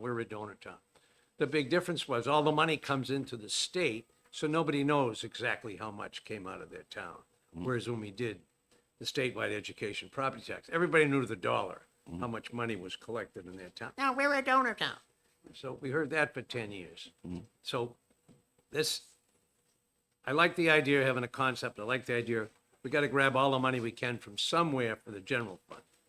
And, you know, people are upset about the fact that there's a statement in the HB2 that says the distribution, municipal distribution will be discontinued. It's been in there since 2012. This is a different distribution thing that we left out a long time ago because we needed the money in general fund. So, but everybody looks at that and misinterprets it. Yeah. I think we ought to cancel that thing altogether so we don't have to keep putting it in there. All right, Representative Rung, and then I'll react. Go ahead. Okay, thank you. I have two questions, Mr. Chairman. One is, what are your desired outcomes from this? I mean, you're decreasing Well, the rooms and meals tax distribution, but what are your goals from this proposal? Yes, thank you for that. So, as you know, I'm now a member of the Education Funding Committee. And in the education formula, we have something that's very, very similar to this, except that the population involved is school children only, right? It's not everybody. But I think that formula is appropriate, and that column in that formula is appropriate, right? Because we do have property value per child is part of the education funding formula. And places like Berlin, Claremont, Charleston, that have very low property values get more in our adequate education formula than do Wolfboro, Tuftonboro, Newcastle, Portsmouth, those kind of places, right? So, and I don't think that's inappropriate. I mean, I just think I tend to think that places that have a lot of property value because they are resorts or they have lakes or they have things that attract, one thing that gets you high property value is a lot of second homes, right? And they get taxes not even from New Hampshire residents. Right? I mean, Mitt Romney owns a fantastic home somewhere in Lakes region, right? And so he's paying New Hampshire taxes. But to the extent that we could tax him more and New Hampshire residents less, I think we've done something good. So, that's part of it. Okay, so if I can follow up on that, so your goal is to lower the local property tax rate for communities that have a higher assessed value and a lower population. I mean, obviously, it's going to be on a scale, but... No, the other way around. Oh, so lower property taxes for people that higher population, excluding these things. Yes. Per Per property value. Oh, okay. Yeah. No, I like the out-of-the-box thinking, but I really agree with Representative Griffin that the reason we have a property tax issue is these communities that don't have a lot of great assessed value, but a lot of kids. And so it might, if we're going to think out of the box, maybe it's worthwhile to look at a multifaceted proposal where maybe part of it is based on people per assessed value, but have a multiplier in there for communities which have, let's say, out of that population, a certain percentage are school-age kids. That's just one of my things, because you could have a community, same population, same assessment, but that one community that has a lot of kids is really not going to benefit as much from this as a community without Sure. kids. But I'll tell you, just in general, well, I guess I don't know this for sure, but the total number on the adequate education spreadsheet is like $1 billion, right? And the total number here is 100 and something million, right? So it's the scale of the two things are quite different, right? Anyways, Representative Mutz. Thank you. I just want to echo what Representative Stringham said, that, I think first and foremost, we have to recognize that if this proposal were to go forward, we are going to be placing about $22 million of extra cost on local property taxpayers because, those expenses are not going to go away. So the local property taxpayers are going to have to absorb that. In addition to the concern I expressed earlier about excluding, prisons, jails, and nursing homes, I mean, the other thing that, that I have to bring up is, since we're talking about the rooms and meals tax, there's an inherent inequity in the program right now, and Representative Weiler touched on it with North Conway. There are towns and areas in the state that generate a significant amount of the rooms and meals tax, who also, as a result of that, incur significant additional expenses. I mean, I can tell you in Hampton, we go from a town of 14,000 in the winter. There are days in the summer when we have a population of 100,000, and we have to have additional police, we have to have additional fire, and we bring a lot of extra revenue to the state as a result of that, but we don't get nearly compensated for the extra costs that we incur. So, I mean, if we're going to start playing around with the rooms and meals formula, I'd like to see us do something about adjusting those kind of inequities. Because it's a real cost to our local property taxpayers. Well, I'll push back just slightly. I mean, you have a good point, but you do have in such a place businesses, tourist businesses, right? And those things pay property tax, right? And so some other place might have. You're right, you have very few people, right? But you do have property values that reflect the values of those businesses. So anyways, Representative Stringer. Yeah, well, being that Lincoln is the biggest part of my district. Okay. And yeah, there are some very expensive homes. Some of the businesses are people's second bedroom that they rent out to skiers via Airbnb. And they do collect meals and room tax if they rent out less than 6 months, and they're pretty good. The state's pretty good at enforcing, finding those people and make sure they understand what the rules are and pay up. They deal very well, but there are people making quasi working wages, close to minimum wage anyway, and they all pay property tax, and that town's is already being affected if assuming the bill that was passed yesterday goes through, because Lincoln, by the old definition, would certainly be a donor town. So I don't know whether we want to reinforce and try to hit the same towns twice with two different bills. Yes, I understand. Representative Weiler, then Muntz. Strategy is this. If we took 20 million away from the 140 million, and then we showed a spreadsheet, every town would get less, every rep would vote against it. If we rejig the formula so that some in fact get more, then those would all vote for it. You have to arrange your formula such that there are more that get a buck There are more getting more than less getting less, or because we're something like that. redistributing the 120 million that's left under a different formula. And if it redistributes where, let's say, the majority of towns get a buck more, they'll all vote for it. Right. And the way to move that is that 150% number, right? You could slide that to 200% or something, and that would have more of the effect that you're talking about. Representative Muntz. So just one last point in my exuberance about talking about the inequities of the current system. Yes. I neglected to just mention, an example that I wanted to highlight of what I was talking about.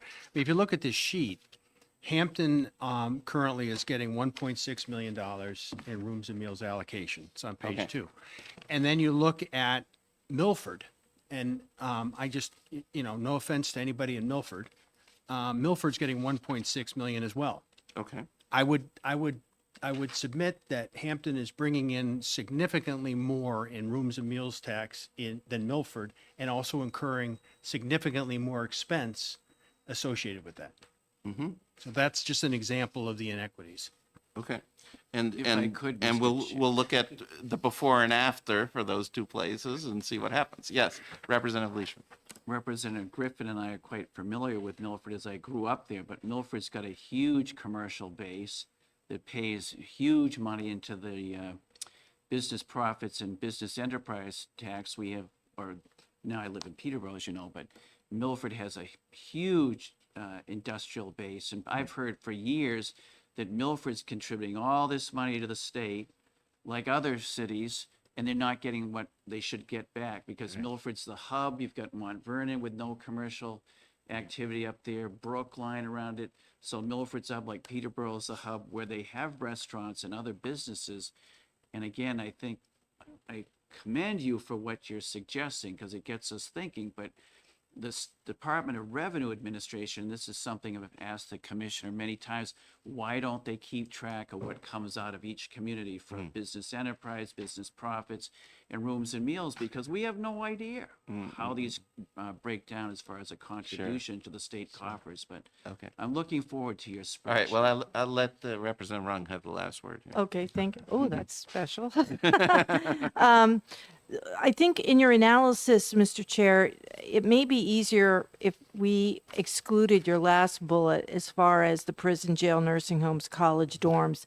I agree with Representative Leishman about, I don't know how you would really get an accurate number on that. And a lot of the populations in those institutions change so frequently.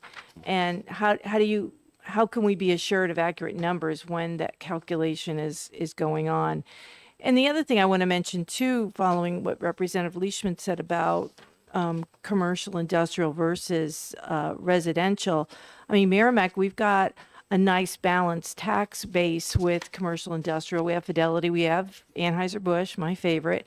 But the problem is what we've seen, at least in my town, is our residential property assessments have been skyrocketing and at a much higher rate than commercial industrial. So even without any extra spending on municipal or town, our taxes have gone up because of that ratio has changed. So residential's taking a bigger piece of the pie. So I'm not really sure if the element of that would come into play with this. Right, so the DRA creates what is it called? Equalized property value, because certain places you reassess this year and other places next year and so on. So they adjust all of the property values in the state to come up with an equalized value for every location. So theoretically, those things are evened out. But what you just described, namely the value of residential property has grown faster than the value of commercial property. That's just a matter that the market has gone that way, right? And so it does shift property tax more onto residences and less onto businesses.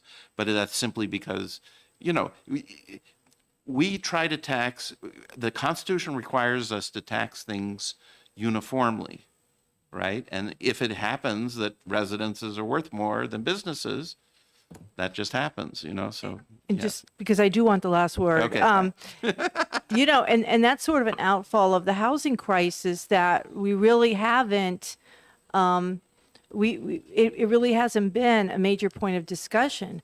But if communities around Merrimack grew their housing, we would have probably lower property taxes, home property taxes, because there's not that demand for housing. So it's not necessary that Merrimack has to build more housing, even though we have built a lot of housing. But other communities, by addressing the housing crisis regionally by state, it will lower property taxes for all, because then the demand will go down. The values will go down, and then it will shift more of that piece of the assessment pie onto commercial industrial. Sure. Okay, we will come back at 1:15. Should Republicans have a lunch, maybe? Treated by me? Oh, well, yeah, sure. You want to do that? Yeah, okay. You can have it delivered to our. Where's it gonna be? That we can have a caucus? I was thinking common man. What do you think of that? I brought my lunch, but if you Okay. insist. Can I change? Yes. Yes, you may. Only if it's permanent. Only if it's We'll have to permanent. revisit sanctuary cities, Chris, if we're gonna do that. Okay. What's that?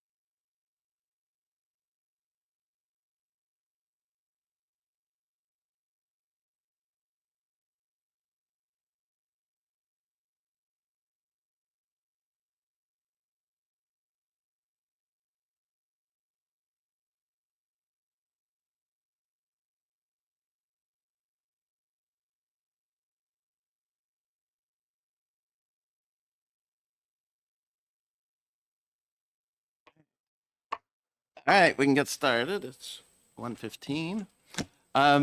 So anybody here not here to talk about Group 2 retirement? No, everybody. Okay. Anybody here who is not representing a group or organization and or is not themselves a member of Tier B? No. Okay. So now we know who we are. Okay. Who did you guys make a idea for presentation? Who's going to go first? All this sort of stuff.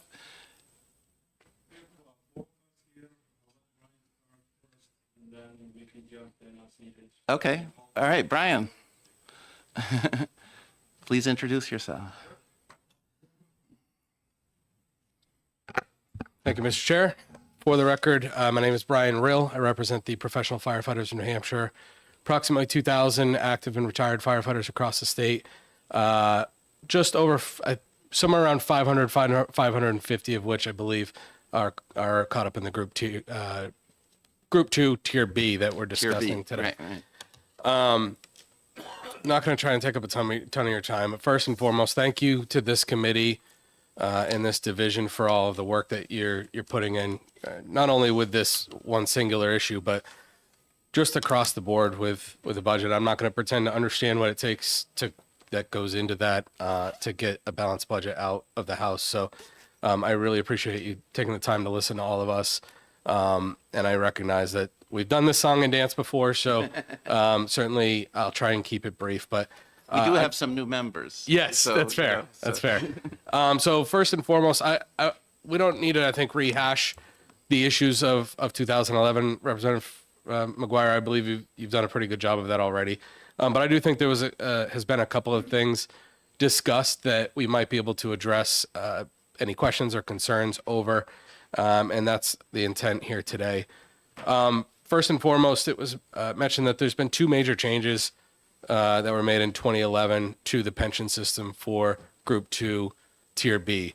In fact, there's been dozens of changes that were made that significantly altered benefits to the range of $20,000 to $30,000, depending on how many hours you work and how many years you put into the system.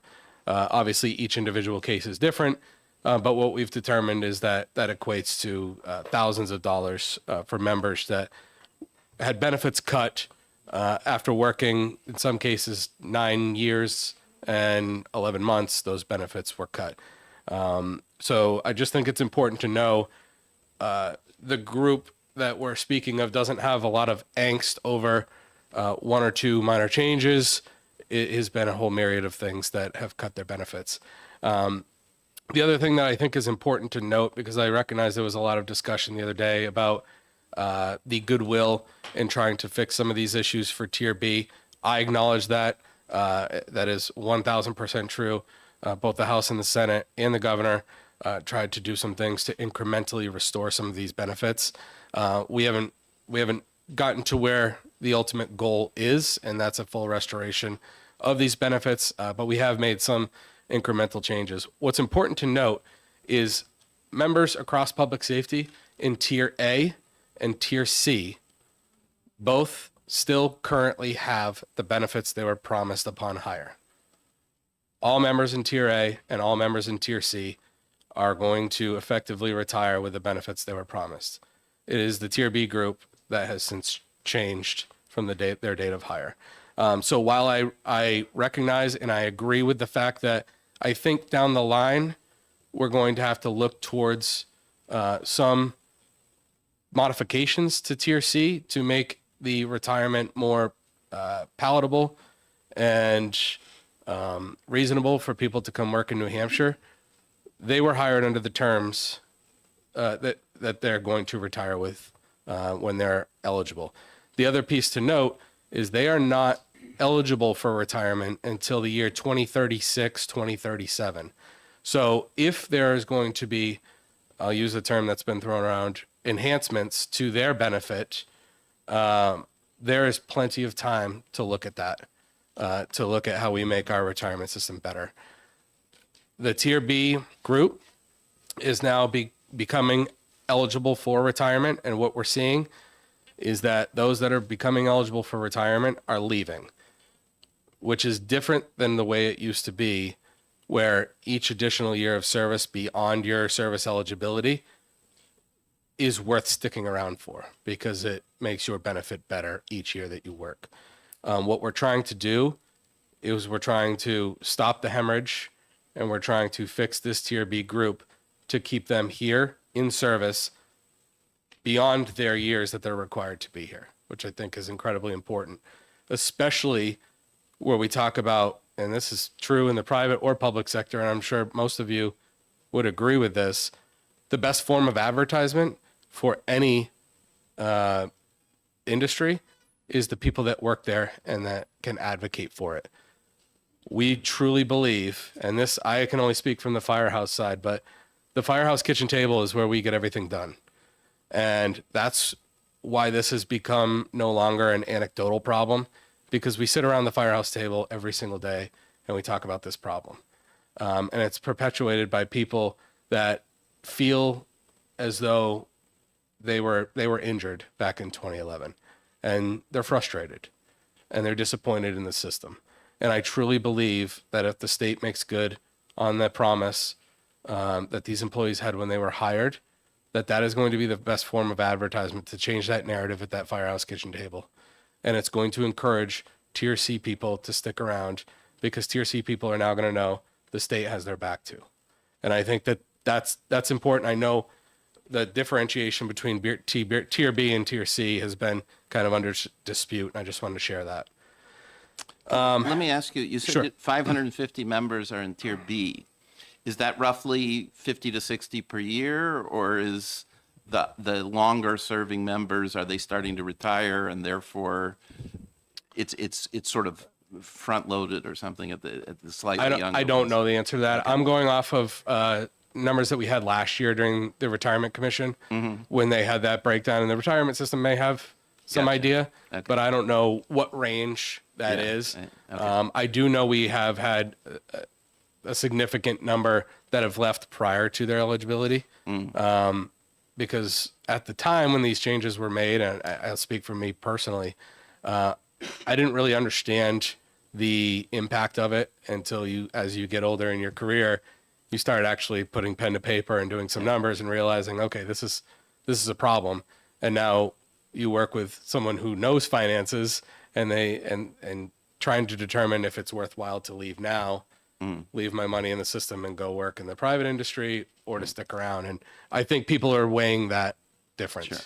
Okay. Questions from the committee? I had one other, sorry, I had I'm one sorry. other. Go for it. Sorry. Yeah. One of the things that has been brought up, not just in this division, but across the board, is the term spiking. And I recognize the angst that there is with that term.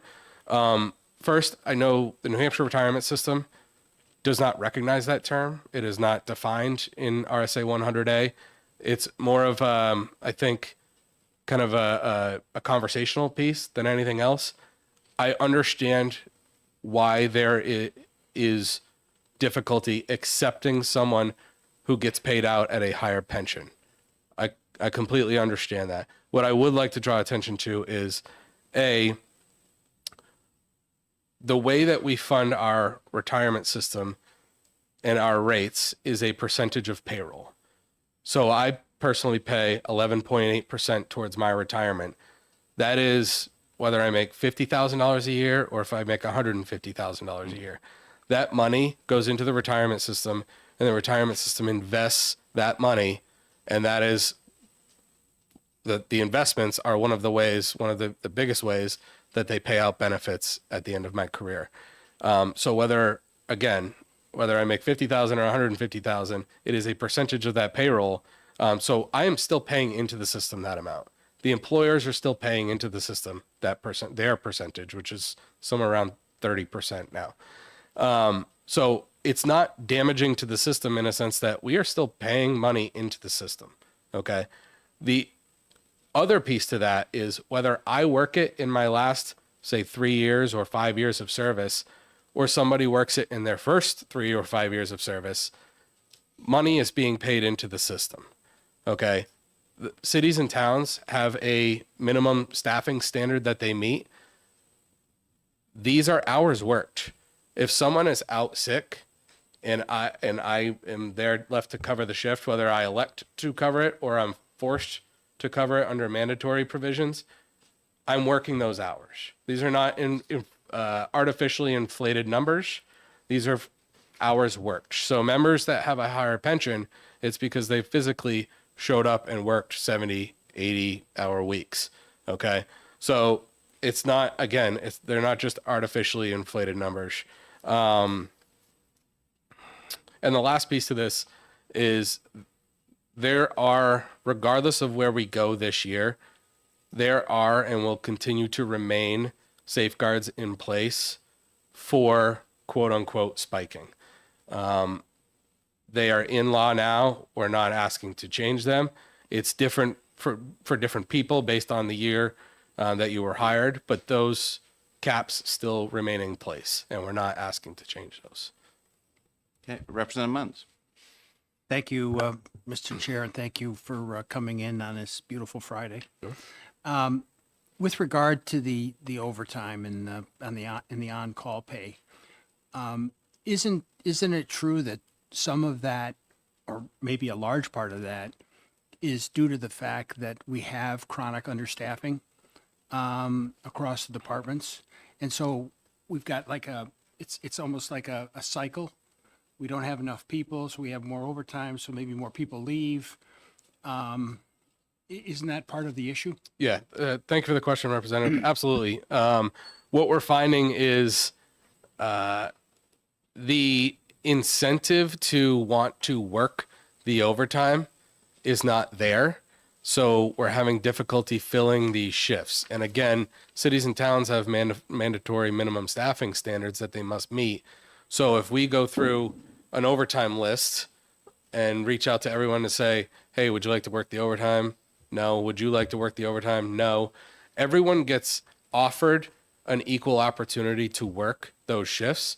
If they choose not to, others are being forced into those positions. So it's hard when just the regular day-to-day, when someone takes a day off, let alone if we are understaffed because we can't recruit or retain personnel. Now we have 5, 6, 7 vacancies. So we're holding someone every day. We're forcing them to stay. But on the back end, we're advocating that their pension should not reflect that. Follow up? Yes, go ahead. Yeah, and to that point, I mean, and one of the reasons we have vacancies is because of this concern that people have about their benefits and their overall pay package, correct? Correct. Yeah, knowing that you can go work in an industry where you're promised certain benefits and those benefits can be taken away up to 9 years, 11 months, 29 days. It's really disconcerting for people to want to come in and work in the state. All right, Representative Rung, followed by Leishman. Okay. Thank you, Mr. Chair, and thank you. We heard public testimony Wednesday, and a specific testimony that intrigued me regarding this issue was from Sergeant Sinelli. I believe that's his name, from the Nashville Police Department. Thank you very much for sending that written testimony along. But one of the issues that this presents is around retention, which you've touched upon. And the fact, and I think in Sergeant Sinelli, in your testimony, you mentioned how changes in the benefit structure of Massachusetts has incentivized officers leaving New Hampshire to go work in Massachusetts. And do you have any more information on that, let's say for other states, or if it applies also equally to firefighters? Sure. So what I can provide you that's not just word of mouth answer is that the New Hampshire Fire Academy runs a test, and it's the candidate physical agility test. It's a test, it's an entry level exam that you're required to take to be a firefighter in the state of New Hampshire. Prior to 2011, there were approximately 500 to 600 candidates that would take that test every year. We're down to about 200 per year now. And if you look at the chart that they've provided, it has been a significant downtrend since 2011. You can see the delineation where it has slowly trickled down since that date. And the state has since, the Department of Safety has since done a recruitment and retention study in which they specifically highlighted these changes to the Group 2 Tier B system as as one of the many, albeit fixes, to recruitment and retention in the state. If you want to speak to the other PD side? So I have a unique perspective because I spent 13 years in Massachusetts law enforcement before I came up to New Hampshire. I can tell you in those 13 years, I never saw one New Hampshire police officer, certified officer, come to Massachusetts to work. Since 2011, the statistics I pulled from our recruiting division, we've had 27 now leave New Hampshire and go south or to federal agencies.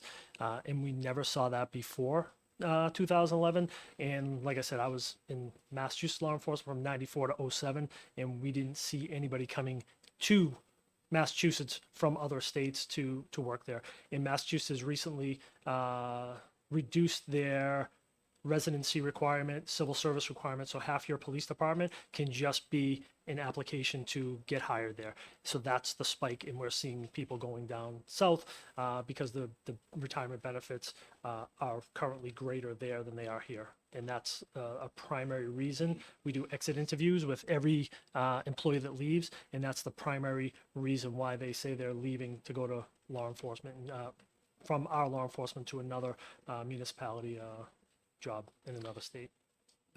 Let me ask you, before Representative Leachman, you said 27 moved to Massachusetts over what period of time? Since 2011, but we've had 70 leave prior to retirement age. But those 27, which albeit seems minuscule because it comes out to about 2 a year, that's 27 more than we had pre-2010. Sure, but how many are in each year's total number of officers? Is it? Unfortunately, I don't have that number, but I will say, Because he had 550 so we're for seeing 10 more. years. We're seeing more and more each year because those ease on restrictions have come in the last couple of years. So we're seeing more in the last 5 years than we have prior to that. So back in 2011, I think it might have been one. We had a couple of years with 0, but I know this year alone, 2024, this past year, I want to say we had 6. So Gotcha. it's increasing. But I'm under the impression there's more police officers than there are firefighters. Is that right? In this group, I do believe so, yes. Yeah. But I don't have the exact Okay, numbers. I know gotcha. it was 1821 when we started. All right. Representative Leishman. Thank you, Mr. Chairman. So I do have a couple of questions. As you know, the Retirement Commission that met suggested a number of changes, which were some adopted in 1647, which the Senate took out about half of that. In looking through House Bill 2 this year, and I want to make sure I'm correct in this assumption, it's just taking care of the Group 2, that tier, if you will, Tier B, and there's nothing for Tier C. Because one of the things we put in 1647 that myself and Representative McGuire sponsored was also to take care of Tier C. And I guess my concern is because there's nothing for Tier C, the issue of retention comes up because they're not getting the same level of benefit of those people that were vested before 2011 and of course that group that you're in. So how does that stand? How are we going to take care of the Tier Cs when those people don't have the same benefits that you have and the people behind? Thank you for the question. Yeah, so as you'll recall, with the commission was born out of House Bill 436, which was originally a bill, much like the one we're looking at today, to restore all the benefits for Tier B. That was how this all started. This division voted in favor of those provisions. Full House Finance voted in favor of those provisions. And that's what passed the House floor 282 to 80. We're essentially what we're talking about today, a full restoration for Tier B. What had happened when the Senate stripped it out was it was replaced with the commission, which you and I both served on. that commission, it was already determined at that point that the provisions of House Bill 436 were not palatable by the Senate. And so whatever we were going to get done was going to be far less than that. And so we worked through it as a commission. Obviously, the group that wanted to pass the bigger changes was in the minority at that point in the room, it was not palatable to the rest of the group. And so we landed on provisions for 1647, which would impact Tier B and Tier C. It was what we were able to get done at the time. We knew the best that we were going to be able to do, but it also was a positive incremental change. And it was helpful to start to do that so that we could have the conversation we have today, right? Because the changes that we want to make now become cheaper because we have made the changes of the past. Now, as for your question for Tier C, I can tell you everyone in this group that represents a public safety organization also represents members in Tier C. I have to go back and answer to those folks as well. What I can tell you is they fully understand, probably not 100% across the board, but largely they understand the importance of fixing this Tier B issue before we address the Tier C stuff. Because Tier B, we're looking to restore what was taken away. Tier C is, in fact, anything we give them an added benefit, a new benefit. The Tier B changes, the Tier B restoration is not a new benefit. It is restoring their old benefit. And so they understand the importance of fixing this disparity first so that in 5-10 years down the road, we can have the conversation about whether or not we need to enhance or make that benefit better. That conversation will probably happen sooner than 5 years down the road, let's be honest, in order to continue to retain. But again, we have time. It's 2036, 2037 before they can retire. Now, additionally, the bill as written does have a provision in there for vesting, or did have a provision in there for vesting, which would say that you could not lower someone's benefit after 3 years of service. That would, in fact, be a significant change for Tier C, because then they, in my opinion, can rest their head on the pillow at night knowing that this will never happen again, and we'll never have to come back and address benefits that were taken away. You're all set? Okay. Now, you described this, what we have in House Bill 2, as full restoration for Tier B. But my understanding is that would mean making them the same as Tier A, right? Essentially, yes. I think we're very, very close to Tier A. There are some differences there.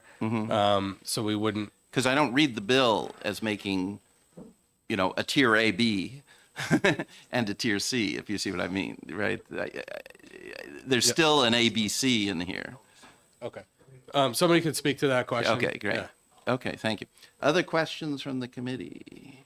No? All right, let's did go you have, to, yeah, sorry. you want to say something? Yeah. If I may, just those stats and the numbers of the 27 that I was throwing out, that's simply for Nashua. That's not. the Oh, whole I state. see. Okay, Very I good. just want to. Yeah, thank you. It's two for the state would be great. That's just Nashua. By Sure, and maybe people from Nashua, it's easier for them to move to start working in Massachusetts than it would be somebody from Lincoln or whatever, right? So, yeah. Potentially, yes. Yeah. Okay, very good. Or Manchester, yeah. All right, thank you, gentlemen. So who would like to speak next?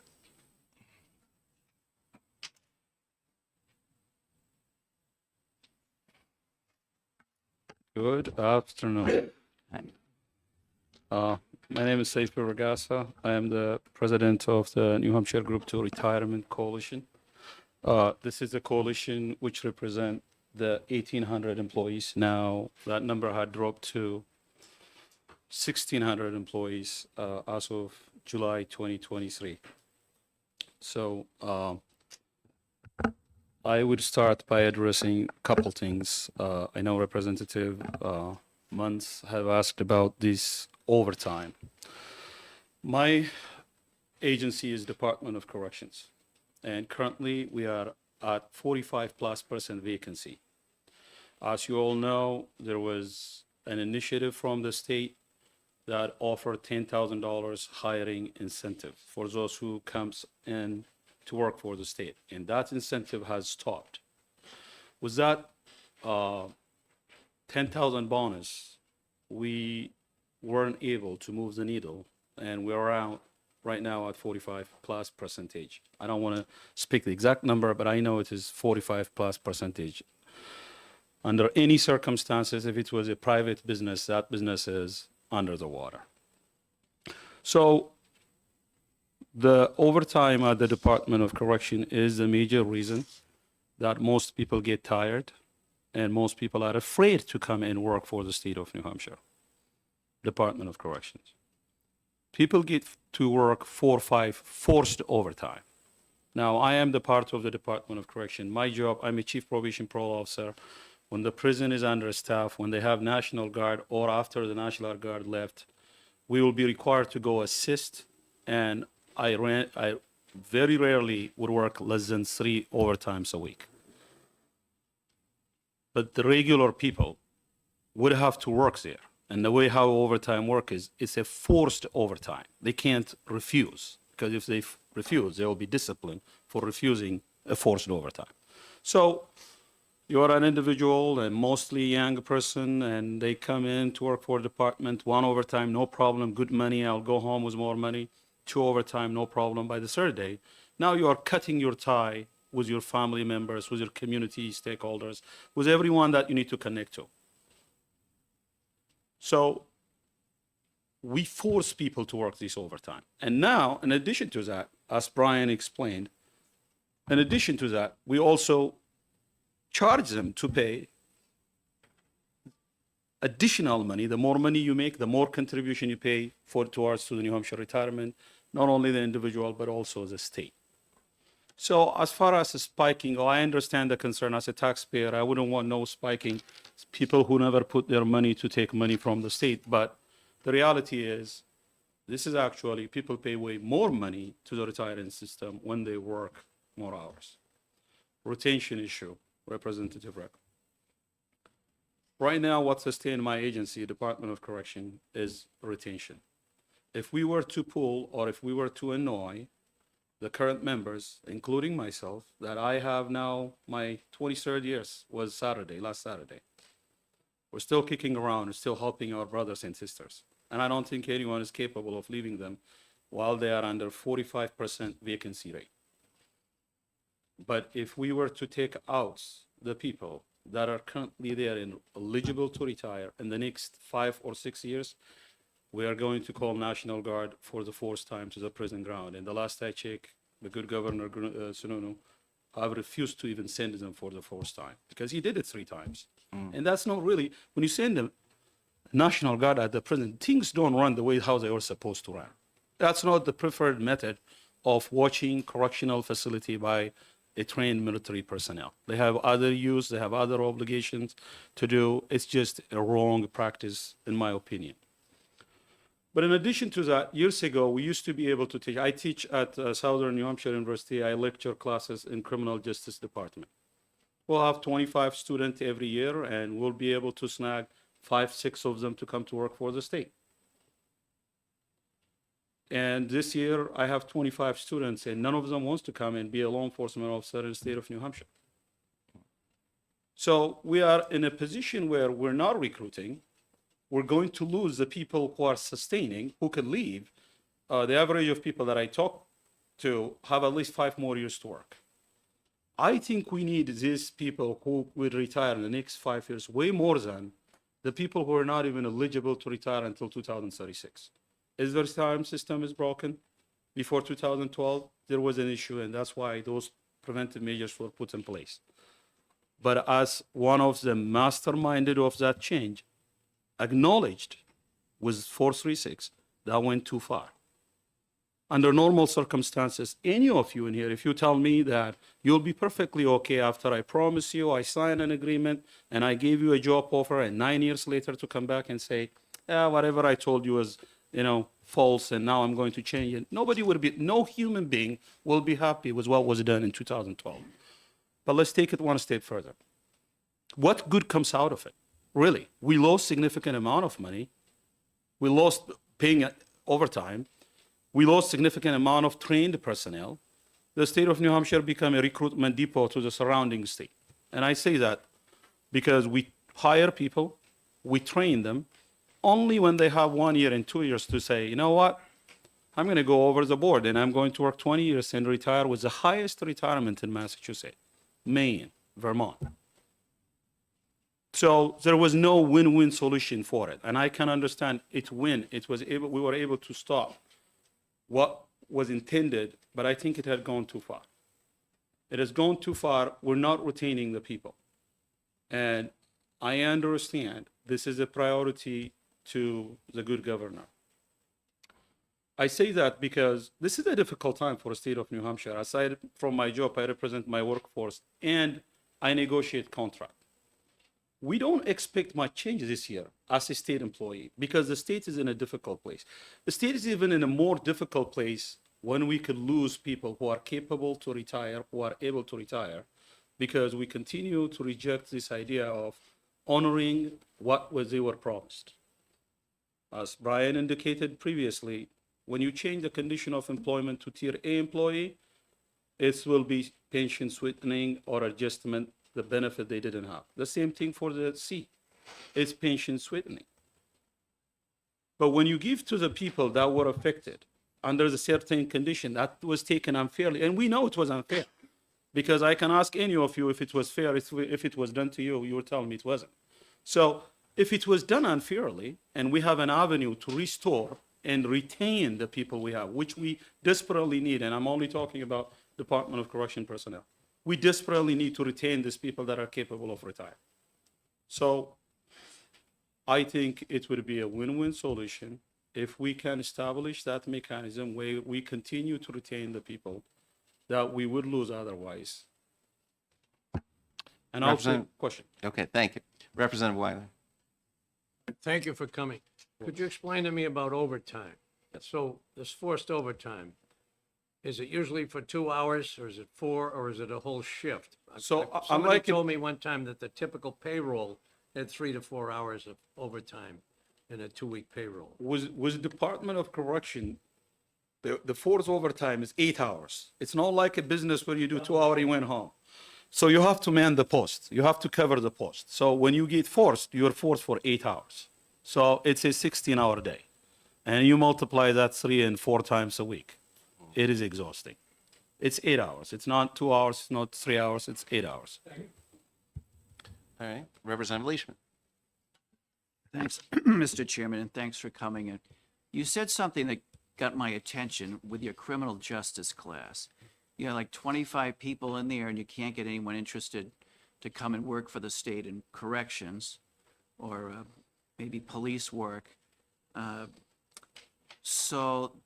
Which leads me to the question I asked earlier of Mr. Rill on the retention. These are new people, they're not interested in coming to the state, so if we don't make modifications to Tier C, how are we going to attract new people coming to the state? Because one of the things that concerns me a lot, and Representative Weiler and I were here back in 2008, 2009, when we were not in the worst situation that we are now. I think we're in a lot worse financial situation as a state now. So how do we bridge that? As you mentioned, you can't get anyone interested now without making adjustments to, say, tiers. I think those who are smart enough to join in criminal justice division, they understand what's going on. And my question to one of the students is, what is the reason? Why waste your time and energy if you're not going to be a law enforcement officer in this state? My uncle had to leave his job after 14 years working with the state to another state and relocate his family because they changed his pension away from him. That was a testimony of one of my students. And as a matter of fact, I was the professor of that class, and that was done the same thing to me. But obviously, I couldn't tell them. we need help. We wanted to get help, but it's also the word of mouth. Like we are senior, most of these people that have been affected by the change in 2012, these are your captains and lieutenants and chiefs who are currently training people and keeping people here. I think making them happy goes a long way to retaining the people we have right now. With that bad experience, I don't think it's going to help, even if you have people coming through the door. Yeah, they take the $10,000 and we spend $100,000 on them. They leave because we never forget what was done to the senior people. They change the benefit. As of right now, there is no mechanism to stop the state from changing the employment condition because of what was done in 2012. I think fixing it will send a message. If the state, during difficult time, change condition, the state will honor its commitment. That goes a long way. I think to me that's more important than the numbers that we are seeing coming in. As it is, we're not competing with other states anyways, to begin with. Thanks. Thank you. You're very Mr. welcome. Chairman. Other questions? Well, I'll ask you about yourself personally. So you work your regular 5 shifts. You have 3 overtime shifts. You told us you teach this class at the SNHU. You're the head of your organization. I see you're wearing a wedding ring. So how do you have time? And I may add, I am one of the very few lucky correction personnel who kept my marriage. Okay. Thank you for acknowledging that.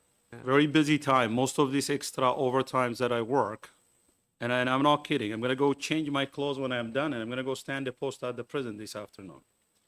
I have friends that started working in correction. Most of them I have trained. They will call and say, hey, I am below critical numbers that I needed to cover the shift. Will you be able to come? And those are not an easy thing. You can just say, yeah, no, I don't care about you. So most of these calls come, not I voluntarily sign. Believe me, I got plenty going on in the community to deal with. I got plenty probationers and parolees. But some of the calls that come in from the person, hey, I get forced for the 4th time. Will you be able to bail me out today? That's how those calls come in. The voluntary ones over the weekend when you have time, yes. But most of the time it comes from dire need, a friend and a brother calling to another brother and asking, I'm getting forced for the 4th time and the 5th time. Can you help me? And those are very hard ones, especially in the line of work we have where we depend on one another. Those are not an easy task to say. And believe me, I rarely sleep 6 hours sleep.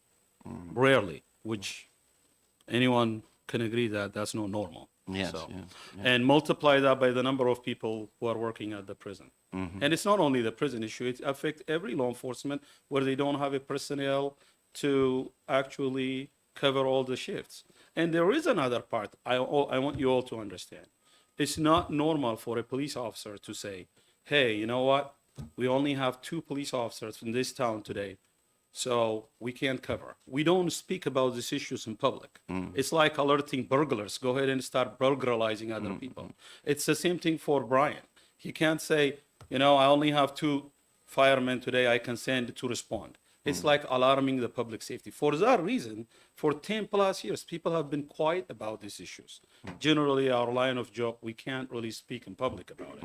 But when it is enough, it's enough. And I think we are reaching to that point. Okay. And our public safety needs Thank to you. be. Representative Rung.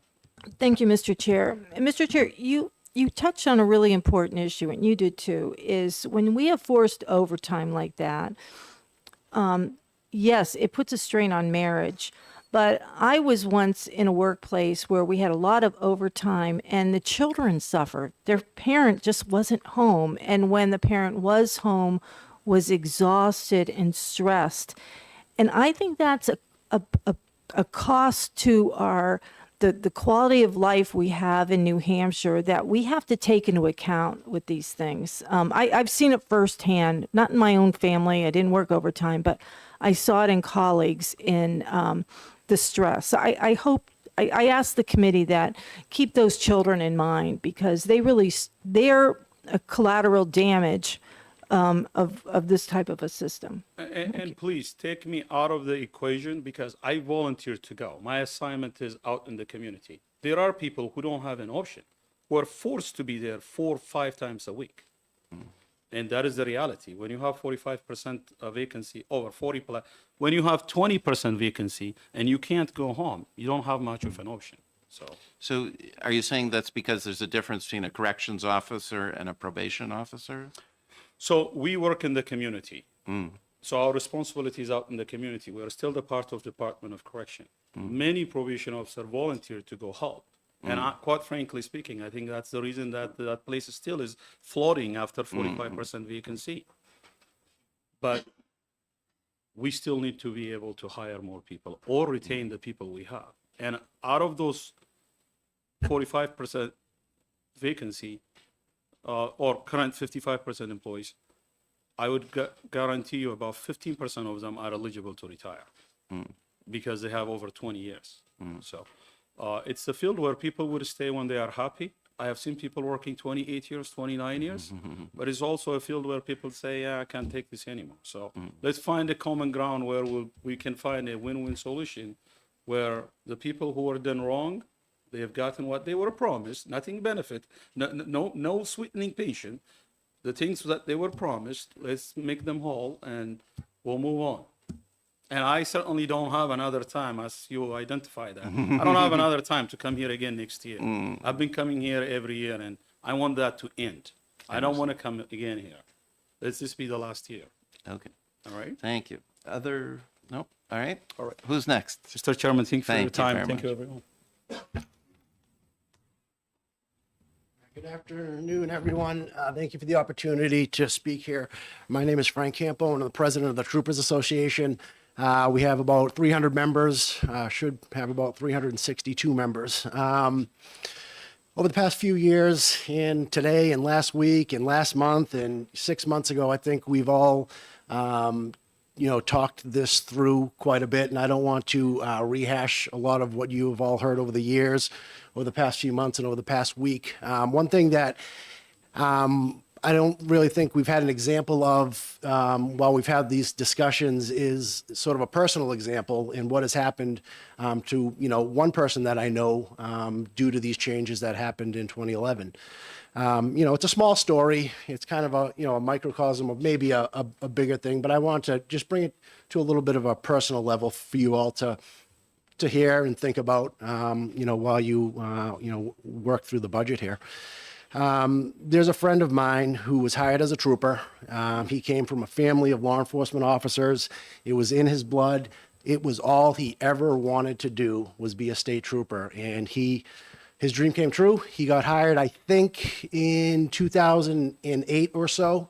And, he was, for those first few years, one of the best troopers going. He loved that job. I hate to say it, he loved it more than me. The changes happened in 2012. He was, 4 or 5 years into his career.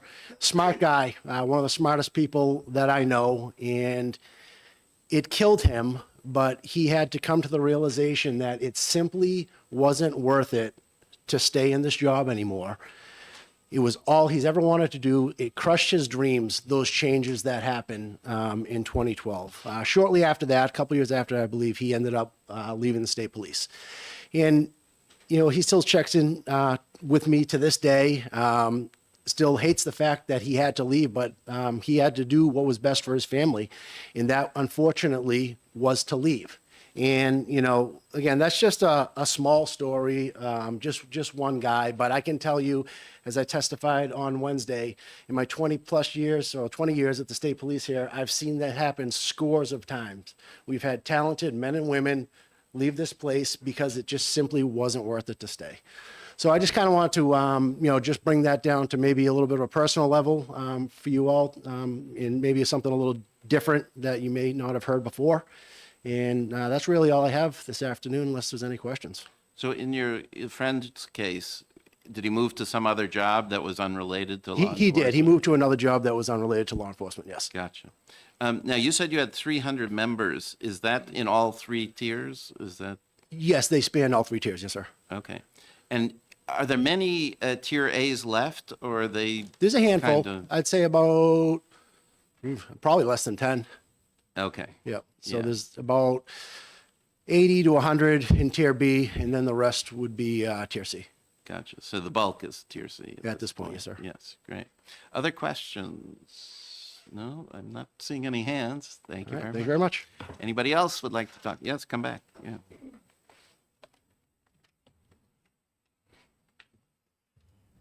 Good afternoon again. I'm John Sinelli, Sergeant with the Nashville Police Department. I'm here representing the New Hampshire Police Association. I just want to come back up to clarify things, a couple things. I don't think Representative Leishman got his answer as far as the Tier C portion. I don't think it was clear in the importance of why we're here for the Tier B folks. As it currently sits, there was a recent article from Dover Police, and I mentioned it in my testimony the other day. With each Tier B member that leaves prematurely or as soon as they can without staying and retaining those folks, we're creating another vacancy. Each vacancy takes approximately 12 months to fill between testing, background, police academy, and then training, field training for those officers, because we don't want to just throw them out there. And that costs the city of, and I'll speak to Nashua, in Dover, and their article said about $100,000. Nashua's about $100,000 to $120,000 for that cost. And then you compound that with, you have to fill those vacancies with overtime. So it's probably more like a $200,000 cost to the cities and towns. And when you start getting into a single department losing, 4 and 5 folks a year on this, you're creating that burnout for those folks that need to be forced. You're creating a problem with the vacancies in the communities. But it's very important to identify the reason to keep these Tier B folks is so we do have that time to potentially correct the Tier C folks or figure out a way to recruit more people. And as Brian said earlier, I mean, will somebody be back here for Tier C? I'm sure at some point they probably will be. But in the meantime, we need to stop that bleeding. We need to stop the water going through the dam, and that's by retaining the folks that we have and then work on those other folks. And a lot of them, at least I know in my department, have said, I knew what I signed up for. I don't love it, but I knew what I signed up for, and I'm here for that. And they do view this as a stepping stone, a first phase to potentially creating the entire overhaul of the system at some point, whatever that may look like. But they have until 2037 to kind of work that out. Representative Munns. Thank you, Mr. Chairman. Thank you for coming in. Thanks for your service to your community. About how many police officers across the state are in Tier B? When the changes were enacted, it was 1,800 police officers, I don't know. The total was 1,821. I don't have that number as far as how many are currently in Tier B. I know a number of them from my department alone have retired. But I don't have an exact number. That would be a retirement board question. I apologize. I didn't prepare for that. All right. Other questions? Yeah, I'll ask you some things. So you talked about trying to recruit better, right? One of the problems that we have as a state is just a lack of young people, right? We see in our schools a declining population over time, right? It's just a matter of there aren't as many births. So 10 years ago, I think, or 12, there was maybe 220,000 public school kids, and now there's 160,000, that kind of thing, right? And so, and that's where we draw from for these kind of jobs, right? It's people out of high school. And so there may just not be the availability, right, of more people, regardless of what we pay them, to take these jobs. What do you think? Agreed. There's certainly a shortage of work staff across every entity. I know that Nashua is either the highest or one of the top 2 or 3 highest paid in the state, and we are not fully staffed.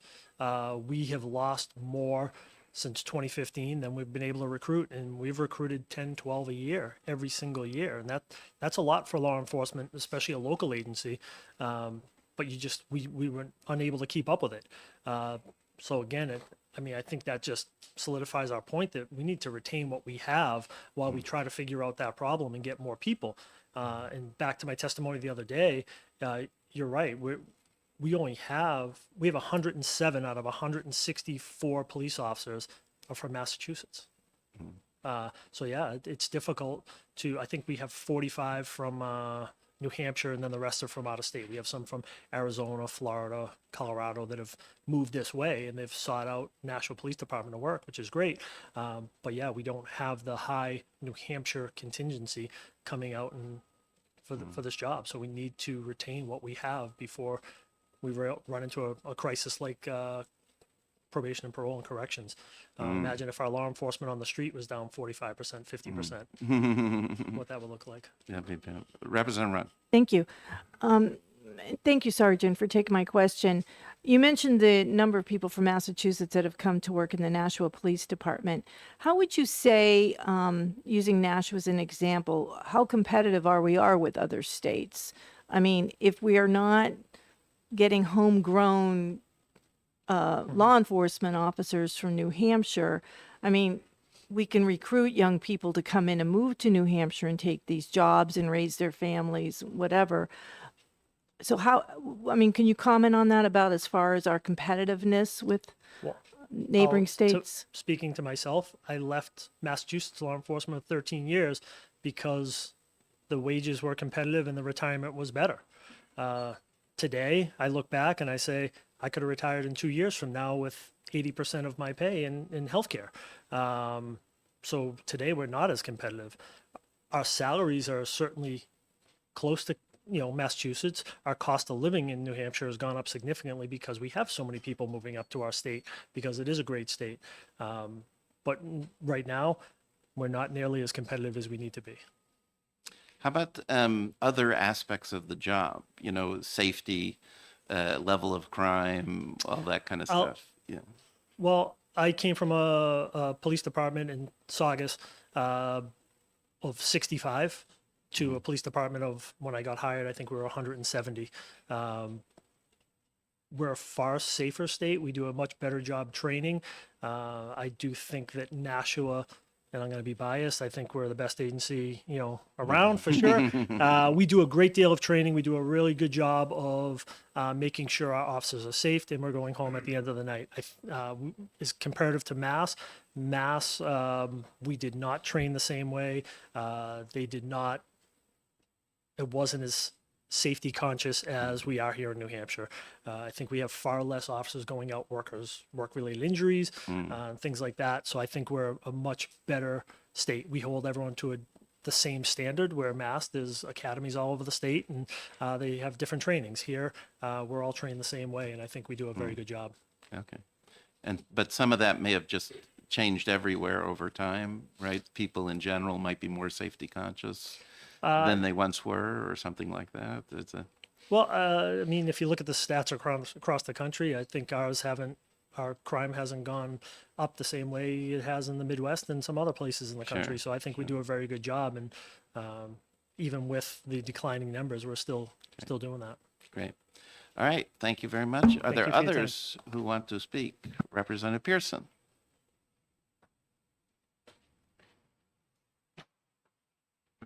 Good afternoon. For the record, Representative Steve Pearson, Rockingham District 13, which encompasses the town of Derry. And I'll go through some preliminaries here real quick. I am a member of Tier B. I am also I am the legislator that sits on the Emergency First Responder Advisory Council to the Governor, and I sat on her transition team. I'm going to start with something that has to do with me. These guys did a phenomenal job explaining the circumstances that exist in their agencies. So I'm going to briefly touch on my agency, and then I'm here really to talk about some nuts and bolts stuff with the LBA handout. I work for the City of Manchester Fire. I've worked for Manchester Fire for 22 years. When I started in Manchester in 2003, we did approximately 16,000 calls for service. This year, we will surpass 30,000 calls for service. We are doing that this year without Engine 1, without Ladder 2, and without Ladder 5. Those units were closed years ago due to a number of reasons. That staffing reduction has led to substantial strains on the department. Now, you would bring forward a employee problem with the ability to bring qualified people in.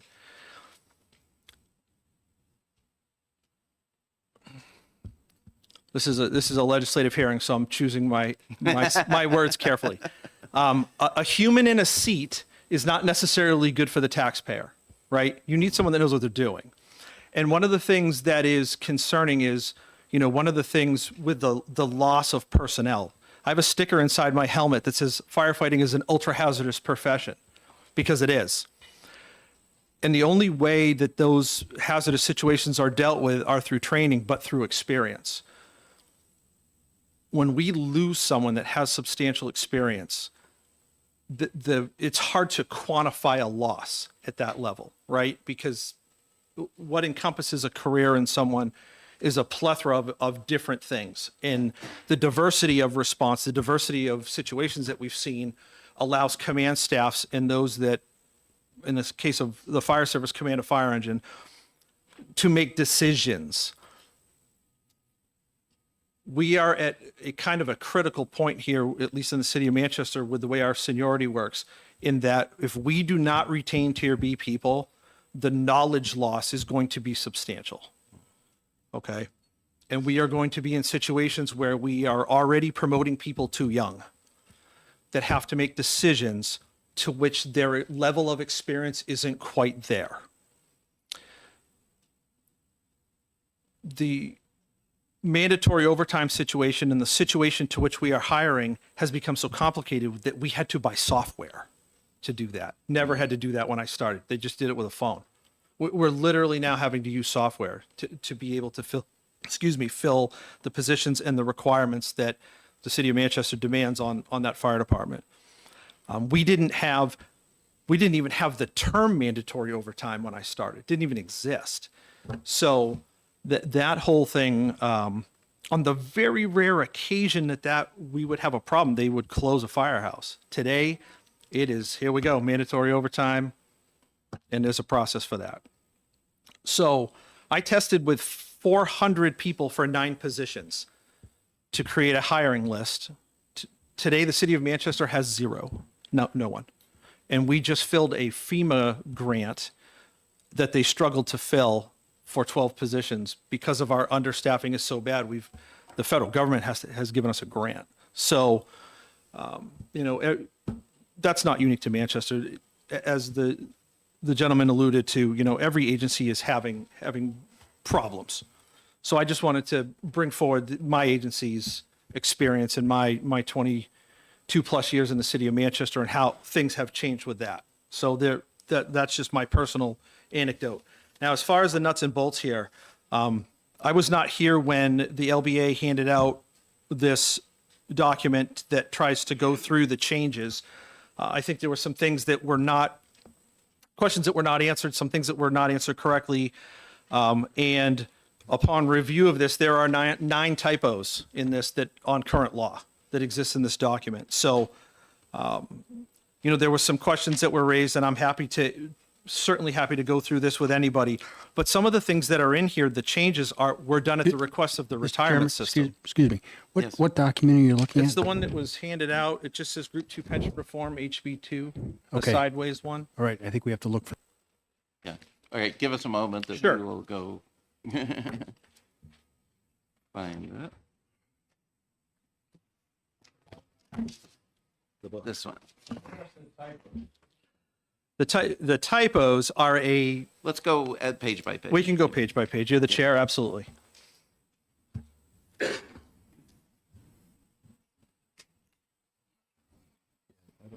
This one.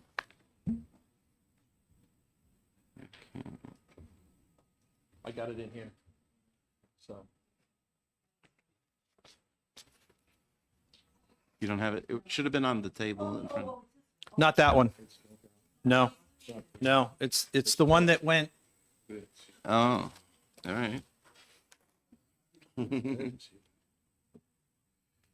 I picked this up in here. It was, Okay.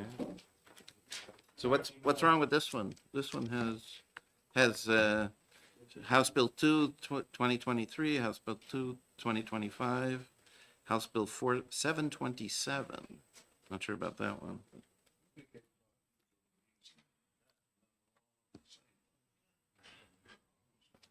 Yeah. we can do that. I mean, run next door. I mean, this is today's date, right? So why don't we give you this one that we all have? All right. And go off of that one. This is the only reason this other one works so good is because it shows you what's being crossed out. I mean, it's the typical way that we do I see. legislation here. So, All right. I mean, I can. There, Jack.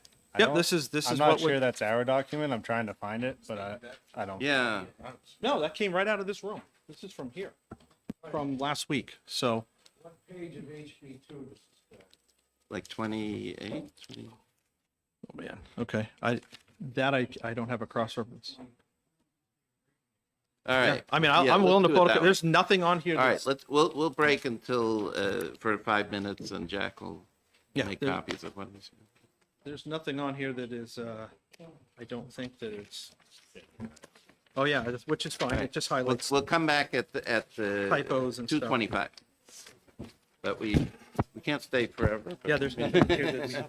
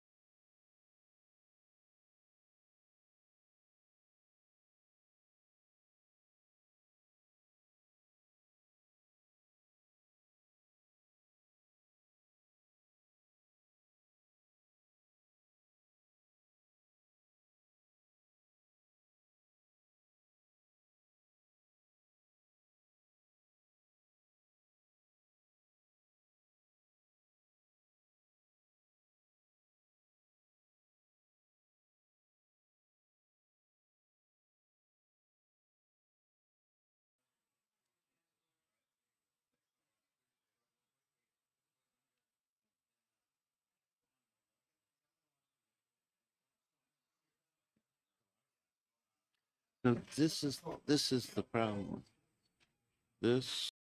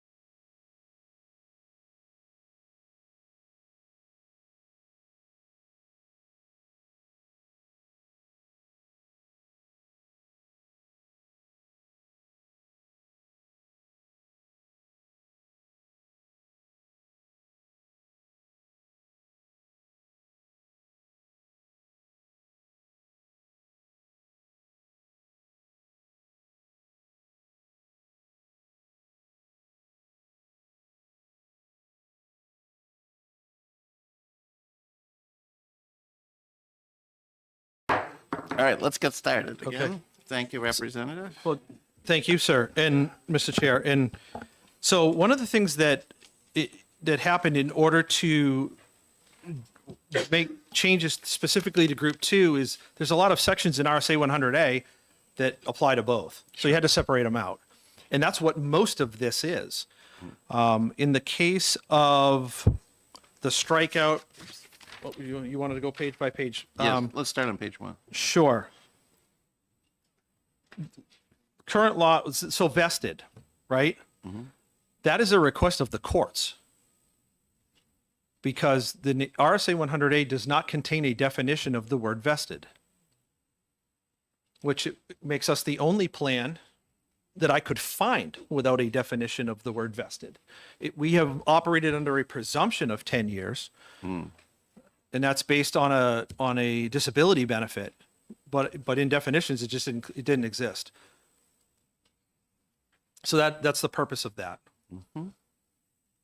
The 10 years of service remained as it is in current law right now, so the budget implication is zero. It's no change. The rest of page 1 really applies to page 2 because it's cut when it's separated out. When there are certain phrases that existed in the whole that don't apply to Group 1 or don't apply to Group 2. So as you saw in my handwriting, renumbered to 2 and 3 because the section 2 is redundant. That was removed at the request of Mr. Carlin because it appears somewhere else in law. It doesn't take that away. It's listed twice. So he's like, it doesn't need to be in here twice. Gotcha. So that was just language cleanup. Okay. And then the compensation for extra and special duty, that doesn't exist in Group 1. So that's why it's struck there because it applies to Group 2 only. Right. So this is basically separating out. There's a lot of mixture between 1 and 2 and so on, and this is making a cleaner. Correct. Here's a 1, here's a 2A, here's a 2B, And here's when a 2C. and when this was done, this was done in House Bill 436 for the most part, and it was run through the retirement system to make sure it was correct, obviously, right, and 2 because there were nuances in language that obviously they understand far better than I do, right? So. So again, on page 3, the removal of permanent firemen and permanent policemen doesn't apply to Group 1. They're not in Group 1. On page 4, the reason it's "and" is because it had commas, and when you only have 2, you need the word "and." That's right. That's right. And it's the same thing with the paragraph below. When you had 3 references, you drop to 2, you need the word "and." Right. And that holds true for page 5. The word "and." Mr. Chairman, I think while we're on the record, it's important to point out this is not an LBA document. We don't know where. And we don't know where it came from. We have never seen this document, Really? nor have we handed it out. I think maybe a lobbyist might have left it there one day, but this is the first time. This is a substantial amount of work, whoever did it. And They might have, we have never seen this Okay. before, and we have never handed it out to the members. I got it in here. Yeah. Okay, it may have Just for the Just for the record. record, because that it it's not yeah, here, Todd. LVA. All right, so maybe Carol left it here. Yeah, So- maybe that's what happened. I Maybe will show it to her and we it will may have ask. come from the chair of EDNA. All right, but That's possible, sure. we'll just make it clear on this video that we are looking at a document that we are unable to possibly make public because we don't know where it came from. So, Well, okay. I can tell you that having gone through it, other than the typos that we'll talk about at the end with the transcription, everything's accurate. Okay. So like on so getting into page 7, where we start talking about some of the dates and the movement of time. So what about page 5? There's a lot of new stuff here. When you separate group 1, you have to make a paragraph for group 2. I see. You have no choice, right? It doesn't exist. So the entire paragraph becomes technically new language because it didn't exist. But it's the same. It is the same with the differentiations, right? Because group 1 and group 2 are now separated out. Gotcha. Okay. And it just runs through page 6. Okay. So the way that this works is, this whole thing works, is you could in theory have this done in one shot, but of course the price tag is atrocious. So this does two things. It transitions this over time so it's not a huge hit at once, but it also contains a concession over time. And that concession is that the length of service that was added to those careers remains. That is a concession that was made by the stakeholders in order for this to work. The changes that occurred in 2011 that forced them to work a longer career are still in there. Okay, so that's when you're starting to see the dates. The January 1 of 12 dates are starting to get in the gray. Mm-hmm. That's why that has to do with the movement of time year to year. Now, I will say at the bottom of 7 in number 2, where it says, and who have not attained vested status prior to January 1 of 12. If you were hired in July 1 of 11, there is no scenario in the world that gets you vested in 6 months. So that language is a cleanup. It was a request of the retirement system. It just didn't. Sure. It just didn't need to be there. I understand. So,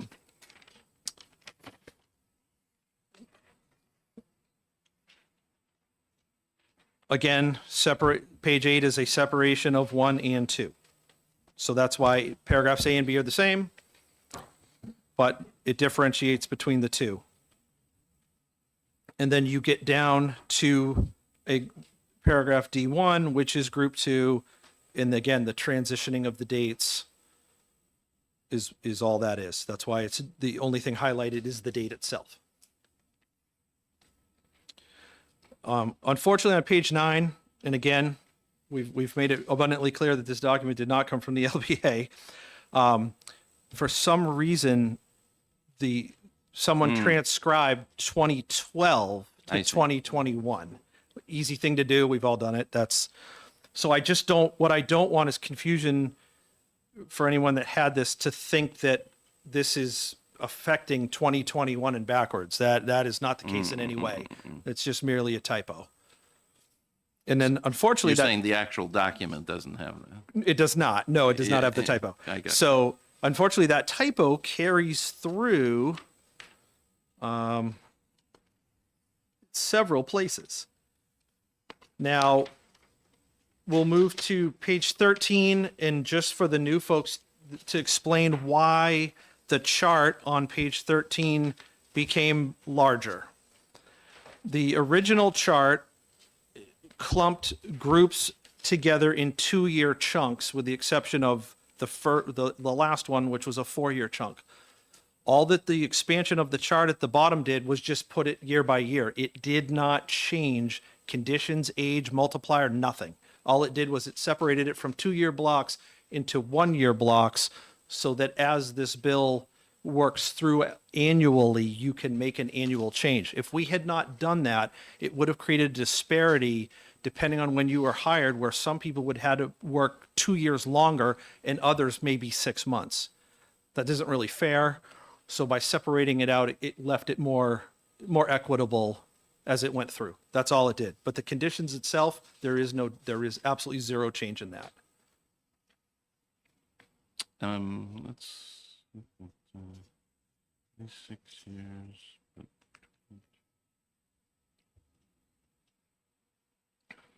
What does it mean? Look toward the top. At least 6 years, but 22, age 47. Right. So what happened is in 2011.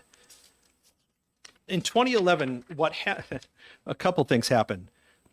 When you looked at the changes that were made to Group 2, and you took an individual change by itself, a lot of them seemed kind of minor and innocuous, right? But the problem is they had a cumulative effect. Whereas, okay, I was subject to this change, but that number is now subject to this event, which was changed, which is now subject to a third event, which was changed. And when you looked at it holistically, which was not done, you realize, and this is why Senator Bradley made the statement on the floor of the Senate, recorded on the floor of the Senate, that we went way too far. Because they didn't look at it cumulatively, they were just looking at it in individual chunks. So let me start with that. Now, as far as your question, Mr. Chairman, repeat it, please. So if you look at this highlighted stuff toward the top of the page. On 13? On page 13. Yep. As number 1, less than 4 years, 24, age 49, 2.1%. So the conditions that existed when these people were hired is they had to do 20 years of service and be 45 years old. Okay. So what this does is They're really columns here. they're columns. Yeah, unfortunately that didn't translate well Okay. in the So 24 is years of service. Years of minimum service. years of service. Correct. Right? Okay. Minimum years. Age is their minimum age, and then they get 2.1%. Correct. For that. Gotcha. Yep. Those conditions here, like I said, when the chart expanded, have not changed. The other thing is that that is a concession that was agreed upon, really, right? I want you guys to understand that the folks behind me, the Group 2 Coalition, did not walk into a room and slam their fist on a table. That didn't happen. They have an incentive, as well as we do as a legislature, to make the pension system work. So that's what ultimately happened is they said, okay, we understand that the most expensive element to a change in the pension system is a reduction in length of service. Because the longer you work in a system, the better it actually is for the system financially. So that is a concession that they agreed upon, and it's not minor. When you're asking someone to work longer at a minimum, you are in essence, you are forcing their employment. So that's really not a minor ask. That was a serious concession on the Group 2 folks' part. But so just so we understand, the other thing is that this chart, and I've had 6 or 8 people now say, well, the title of the chart isn't highlighted. It doesn't change the date. Did you miss something? No. The reason the title of the chart still has the 2011 date is because if you choose to leave early, you suffer a penalty for doing so. You do not get the benefit of this proposed change if you don't agree to the deal that's in front of you. So if you leave early, you are going to then have to fall under the prior conditions. That is a retention element. Gotcha. To say, what's the less than 4 years part? That's 4 years of service. So less than 4 years of service would mean you were hired in 2009 or 10 or 11. That was the time of service that you had in Group 2 as of July 1 of 2011. Oh, okay. Yeah. So this is as of, gotcha. So July 1 of 2011 is the large line in the sand. Mm-hmm. So folks that were hired after that date are Tier C folks. I understand. Yep. Yes, Representative Russ. So is that a typo then when it says credible service on minimum years, minimum annuity, January 1, 2012? So that, No. Oh, okay. It is not a typo. Okay, so Nope. so 2011 that's kind of the cutoff date. So unfortunately, when this was written, it's almost, I'm trying to think of some jargon. It's almost like the word cruiser and cop car mean the same thing, right? Right? They do. Except that when you do that in law, saying you were hired July 111 or you were vested as of, that's both ways of coming to a date in using two different methods. Okay? So it makes, unfortunately, this complicated to read because it's interchanging two terms. Now, when we get to the end of this, you'll see that that has been completely cleaned up at the end, but that's not going to occur until 2034. Okay. All right, let's move on. I think I understand this. So again, the typo parts are listed. The reason on 14, it says not in fiscal note, and I crossed off the word not. There was a question that came before ED&A in reference to a fiscal note that was assigned to House Bill 727. That bill has a typo in it, and we weren't sure if the fiscal note reflected a typo or if it reflected actual current law. We have since consulted with Jan, who is the director of the retirement system, and she assured me that they caught that typo and that the fiscal note was done with current law, not the typo in 727. So that was just a note. That's why that note is there for me, frankly, but that's why it's there. All of 2021 should be 2012. Correct. And as you get through that into 16, it, like I said, those are just the typos. Now, where the Roman numeral meets the column here is on page 16. This is how this works as far as transitioning folks. Let me annually. ask about Sure. 15. Sure. Effective date 2034. Correct. So what's that? So what that does is this here is where we are in, let me make sure I get this right.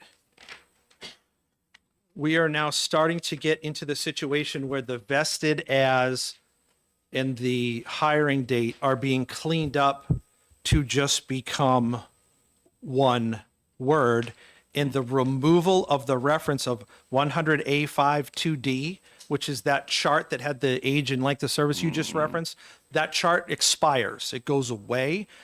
So if there's any references in statute to a chart, they can't be there because the chart no longer exists. So it just removes a reference to a chart that doesn't exist anymore. I see. Okay, go ahead. This is with the program changes year to year. Correct. Yes, right? Yep. I see. Okay. Yep. So like I said, at the end, when the chart goes away, any reference to that, and you'll see that on 16, 17, and 18. And that runs you through it condenses the changes into the paragraphs annually. It is just how that, I don't like it. It was the insistence of OLS to write it this way. House Bill 436, I thought, wrote it in a way that was a little bit easier to understand, but I lost that fight with OLS. So we have a new drafting attorney that handles the pension stuff. Stragalakis retired, and he has his own style. So at the end, where you get the 2034 references, that all of the January 1, 2034 references are done to eliminate the double speak as to establishing a date, and just simply puts it at July 1 of 11. It's a hard line in the sand, and it makes it easy for a layperson to read and understand. Okay. Prior to these changes in 2011, people filled out their request for a pension on a postcard. Now they have to go in and make an appointment. They get a preliminary number. They have to see my fine friend back here, who is both a numbers cruncher and an attorney. They will give you a guess. It's a guess as to what you're getting. You will receive the start of your pension with a reduced number. And when they finally figure it out, they'll adjust it retroactively pay-wise, and you will get your final number. That used to be an appointment that took 20 minutes. And it's in a perfect world, we would go back to something far more simpler. But these changes here that are proposed in House Bill 2 do simplify things eventually. But it's just going to take some time. Representative Munns. Thank you, Mr. Chair, and thank you for coming in. So I want to make sure I'm clear. So with the changes that you've highlighted, this reflects what the governor's ask is. This is out of House Bill 2. This is the governor's ask. Okay. Okay. Yep. Thank you. If I wrote this, if I was submitting this, it would look a little different. Mhm. But this is you know, she wants what she wants, and I was happy to oblige in her request of me, and I did what she asked. Okay. So on page 4 of our main document that we got today, right, this one, we're actually seeing the cost of these things.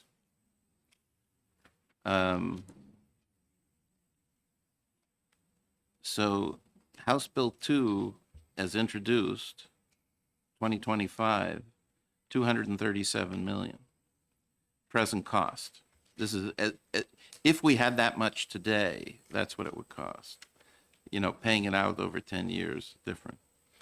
But House Bill 2, 2023, 2 years ago, is half that. So that's interesting. There is an element, Mr. Chair, that could be better explained by the retirement system, but I've heard his explanation a dozen times, so I'll give it a shot here. The retirement system invests money, and money has a time element to it when you make an investment. So when the first proposal to make a change in this occurred in 2000, my first term, which was 4 terms ago, that had a fiscal cost of $136 million for a complete and total one-time shot. As time has progressed and every delay that has occurred, it has added roughly between $25 and $28 million a year. So the progression of time is an enemy to solving the problem because they are not receiving the income to invest.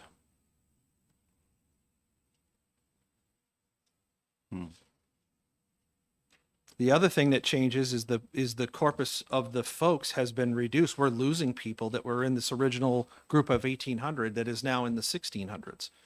So that makes an adjustment as well. Gotcha. Mr. Chair. Yes, Representative.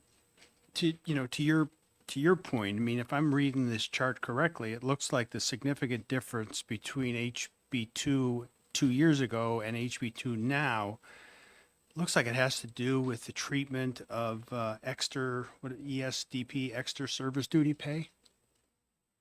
I mean, if you look at the comments, the differences, it says the cost difference between HB 727, which is essentially the same as HB2 of 2 years ago, is largely attributable to HB2 of this year not containing the change in maximum benefit and eliminating the 7-year rule for ESDP.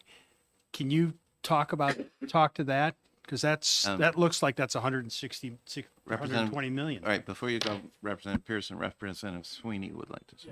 I would just say it looks like underneath HB2 as introduced, there's HB2 2025 without the omission of ESDP. So they already calculated that for us between 237 million and 194 million. 25.6 a year. Is unavailable. Is this what they were telling us was probably a typo in the governor's language? I think retirement's here if they want. Yeah, okay, come on. Up.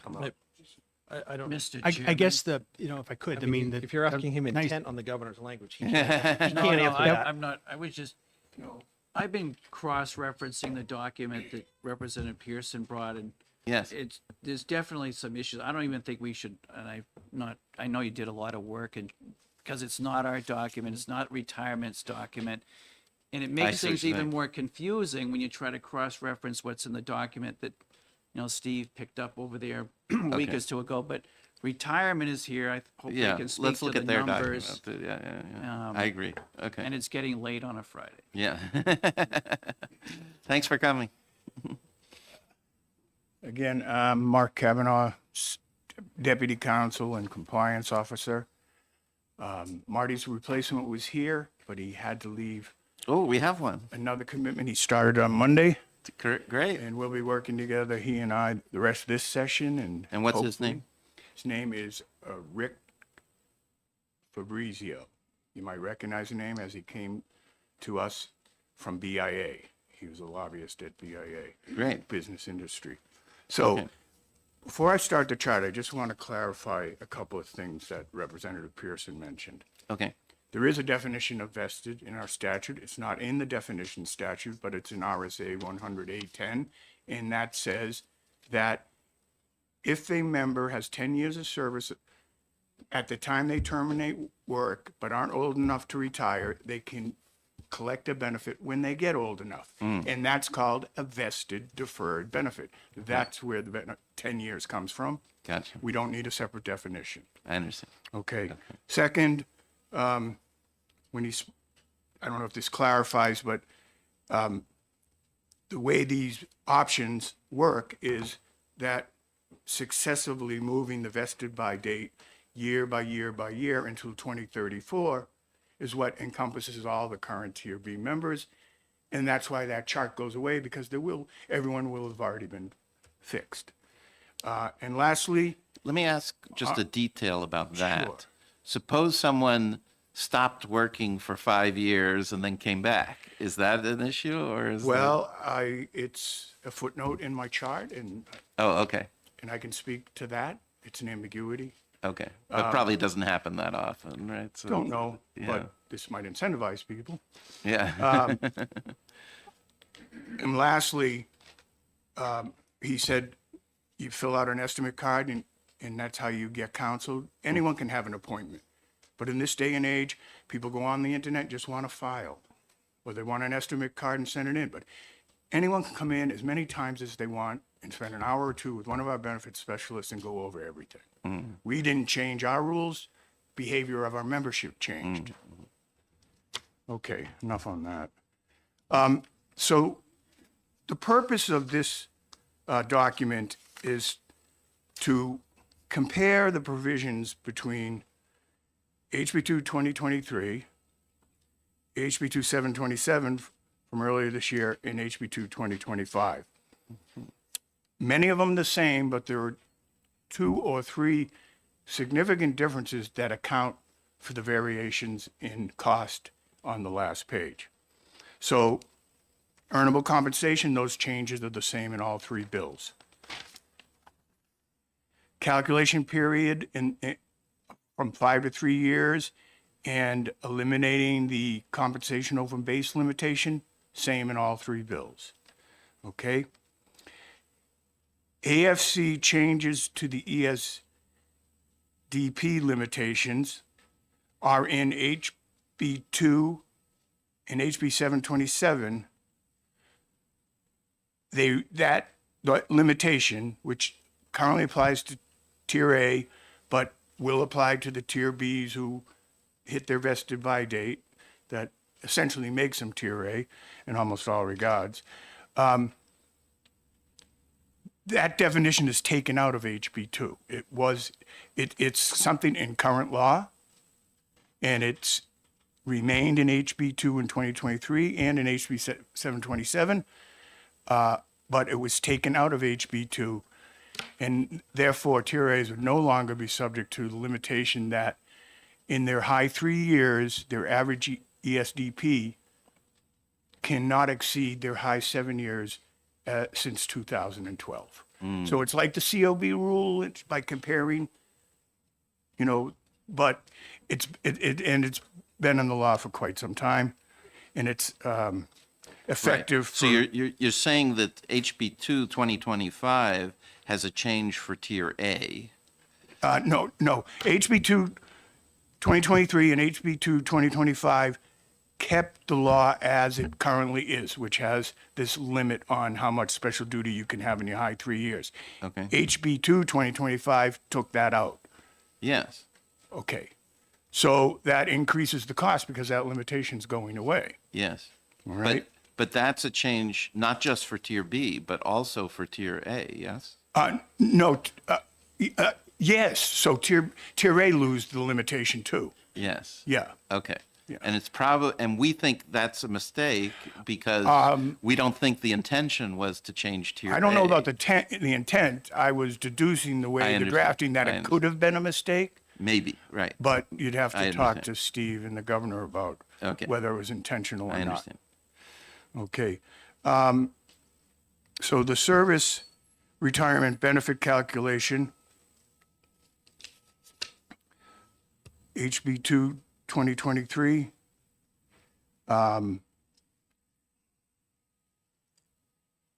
said that we would increase, I'm sorry, that it's 2.5% once someone gets to their vested by date. And for anyone who retires before, it's 2.1 to 2.4 under the chart that currently applies. HB 727 is a little bit different because in the interim, we passed HB 1647 that gave 2.5% for over 15 years. And so this is 2.1 to 2.4 for the first 15 years and 2.5 after for people who retire before their vested date. For those who continue in service until their vested date get the increased benefits the same as under HB 2 in 2023. And HB 2 2025 is the same as HB 727. So there was no change in the governor's bill from 727 earlier this year. Okay. Moving on to page 3. In the left column, you see what the current rules are about maximum benefit. And it says, people who commence service prior to 7/109. And these changes have the effect, because they changed that cutoff date from 7/019 to 7/101 in HB 2 2023. 727 used 1199 instead of 7101. The difference is from current law is that now applies the maximum benefit to a group of people who it didn't apply to before. And that's a cost savings.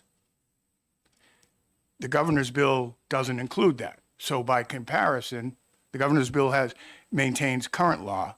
And so by comparison to the other two bills, that's why that's the other factor that makes it cost more. Now, I'll take any questions on the substance before we go to the cost, if anyone has any questions.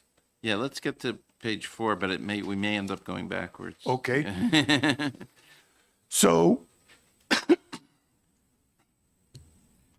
HB 2 2023. So what we asked the actuary to do is give us a number that would have a neutral effect on the UAAL. Okay. So these cost estimates are that part of it only. It does not include the impact on contribution rates going forward because of the nature of that calculation and the unpredictability of wage growth and other actuarial factors. That is not conducive to bringing it back to a present value because of the uncertainty of the facts. Whereas dollars, you predict the dollars and they're easy to bring down. So that's a little different. And that's why we don't include any comparative impact on the employer rates. So what the actuary did is he looked at HB 2023 and said that there wasn't a real material difference in the provisions, and therefore he valued it the same as HB 727, for which we did a full valuation earlier this year. So, and that's just to go to the point I should have said up front is We can give you a hard exact number if there's a full valuation. The only one we've done it for is 727. HB2 is almost done for 2025. And HB2 for 2023, because it was so similar to 727, he said, I'm going to use the 727 number and I'm going to figure out that it's $110,300,000 to pay for it without having an increase or decrease in the UAAL. Because as you recall, the bills proposed 27.5 million, which would have decreased the UAL by 98.2 million. So we're just trying to find a neutral cost that, and that's what that number is. So when you go to HB2 2025, you go, why is that 237,400? Yes. That's the cost of the impact of removing the special duty provision and not changing the maximum benefit. So by comparison to the other statutes, that's why that difference is so significant. Show us the maximum benefit. Let's go back. Yeah, thank you. That's page 3. Page 3.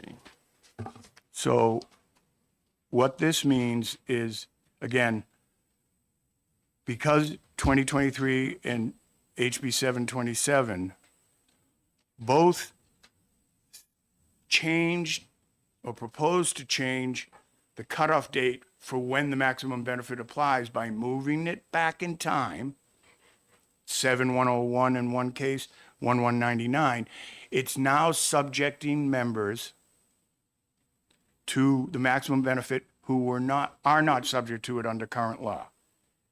And that includes group 1 as well as group 2. So that is a big element of the cost differential. That's spiking. No, No. that's not spiking. I don't use the word spiking, I just was repeating you. It's a maximum benefit at the end of your career, not at the end of your career. It's a maximum benefit based on, in this case, current law.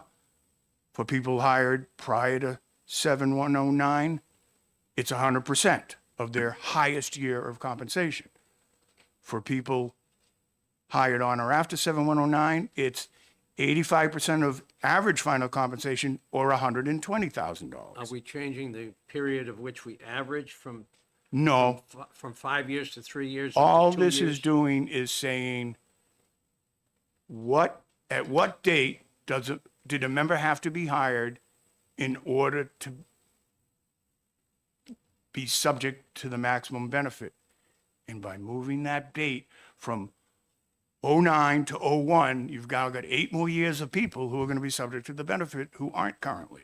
And that's why there's a cost savings. The way I read it in HB2 language, instead of going back, average your highest 3 or average 5 years, it said your last year couldn't be more than the year before that, which just gets it down to 2 years of spiking instead of 5. I don't recall that in any versions of these So statutes It's in or HB2. proposals. let me restate what you just said and see if you agree. Okay. Okay.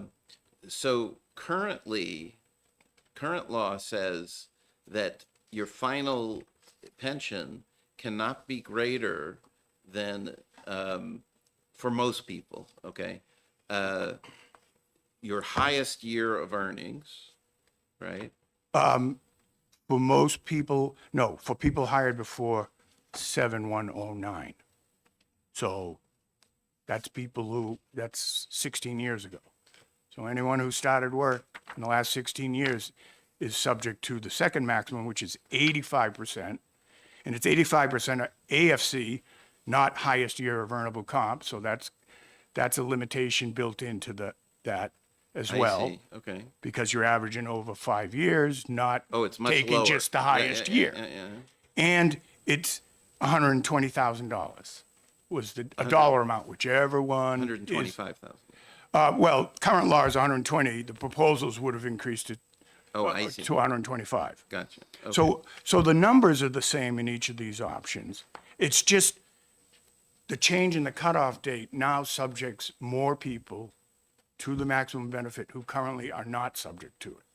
And as compared to the governor's bill, which didn't make those changes, these bills cost less Oh, because of the savings So you're of saying moving that that. today, these maximums aren't in?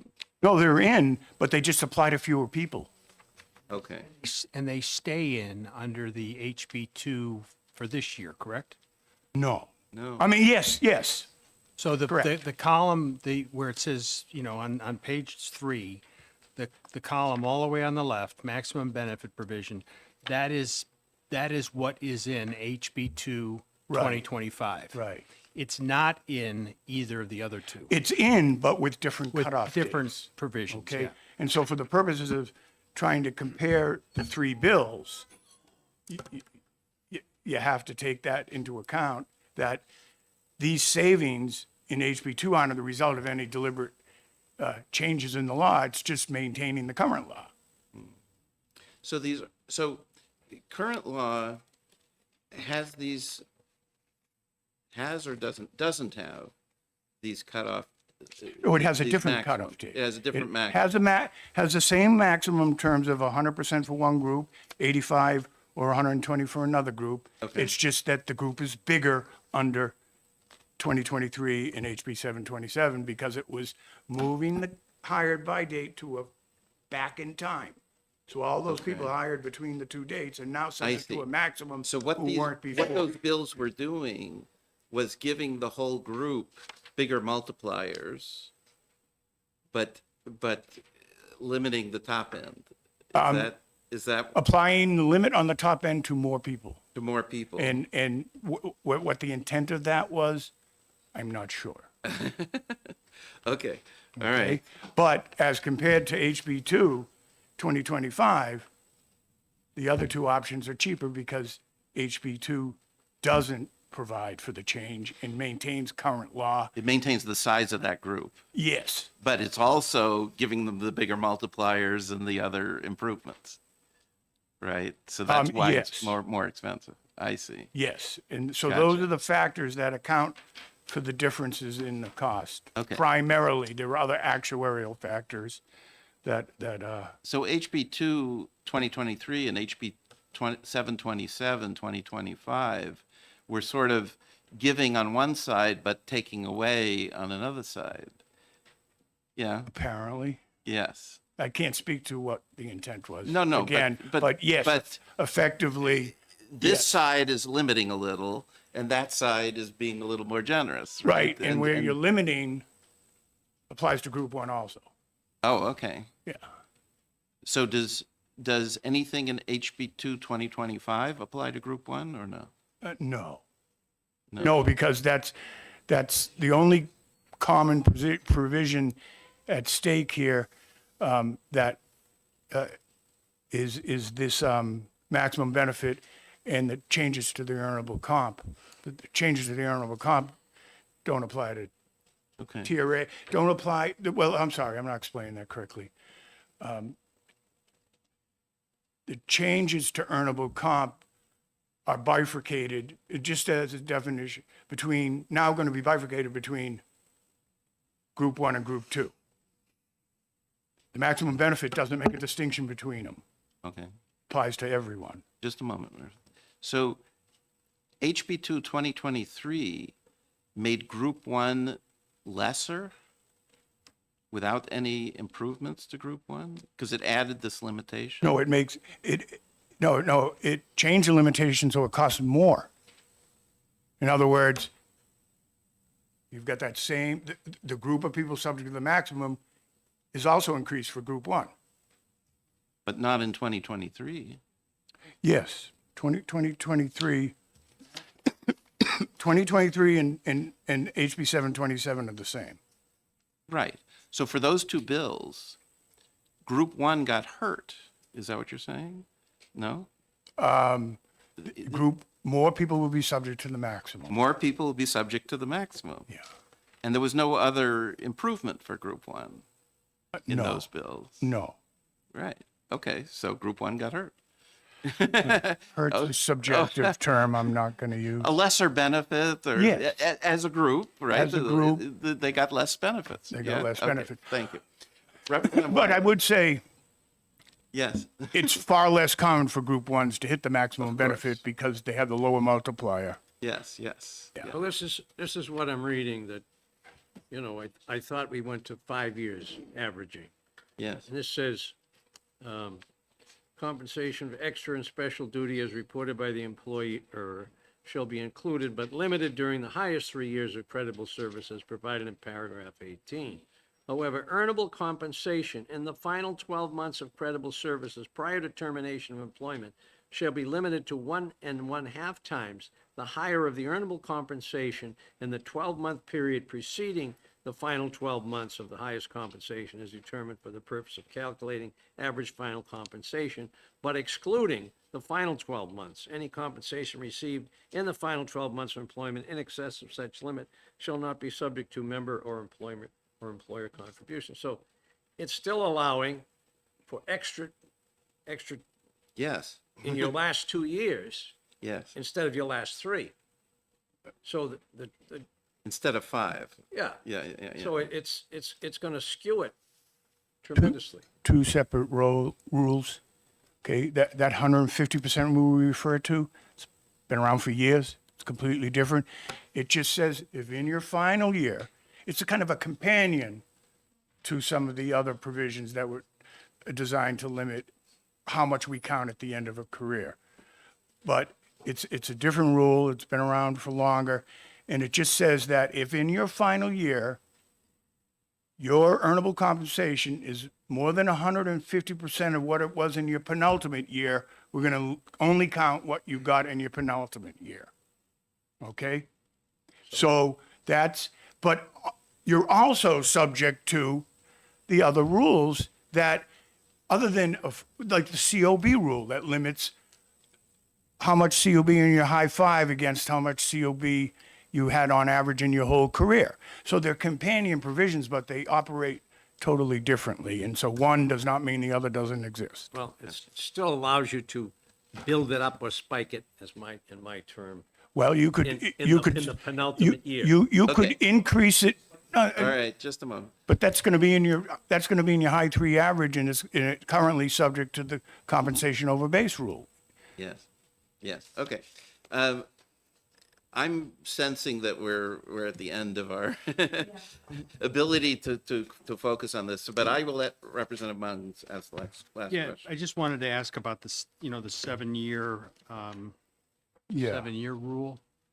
So it looks like, if I'm understanding this correctly, the 7-year rule on extra special duty pay was implemented in 2011. Previous to that, there was no such rule. It looks like there's some confusion as to whether the governor has eliminated that rule or left that rule in place. And based on your, I guess that'd be my first question, is that you've given us 2 cost estimates, one with the 7-year rule and one Right. without. So I'm assuming there's some confusion there. So, well, I just wanted to point out, because I wasn't sure if it was intentional, Okay. because this provision was in one part of the current Okay. law that addresses Group 1. Yeah. I mean, Well, Steve- it was Steve- taken out of one section of law, and it could have been mistakenly or intentionally not included in the Okay. new definition that applies to Group 1. Representative Group Pearson 2. is shaking his head saying that it was intentional. Yeah. And so if that's the case, then the 237,400, the $237 million number is the number that is reflective of what's in the governor's. Right. So taking that out is the difference between 237.4 and 194.6. So it's $43 million to take it out. Thank you. All right, we will be back here on Monday at 10. Is that right? Thought today was Okay. Monday. How much work are you doing over the weekend? A lot, okay. So you might answer an email or two? is it? All right, good. Well, I will be doing a lot as well. All right, thank you very much, everyone. Okay.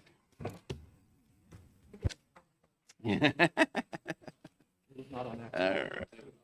Fine. That just clarifies.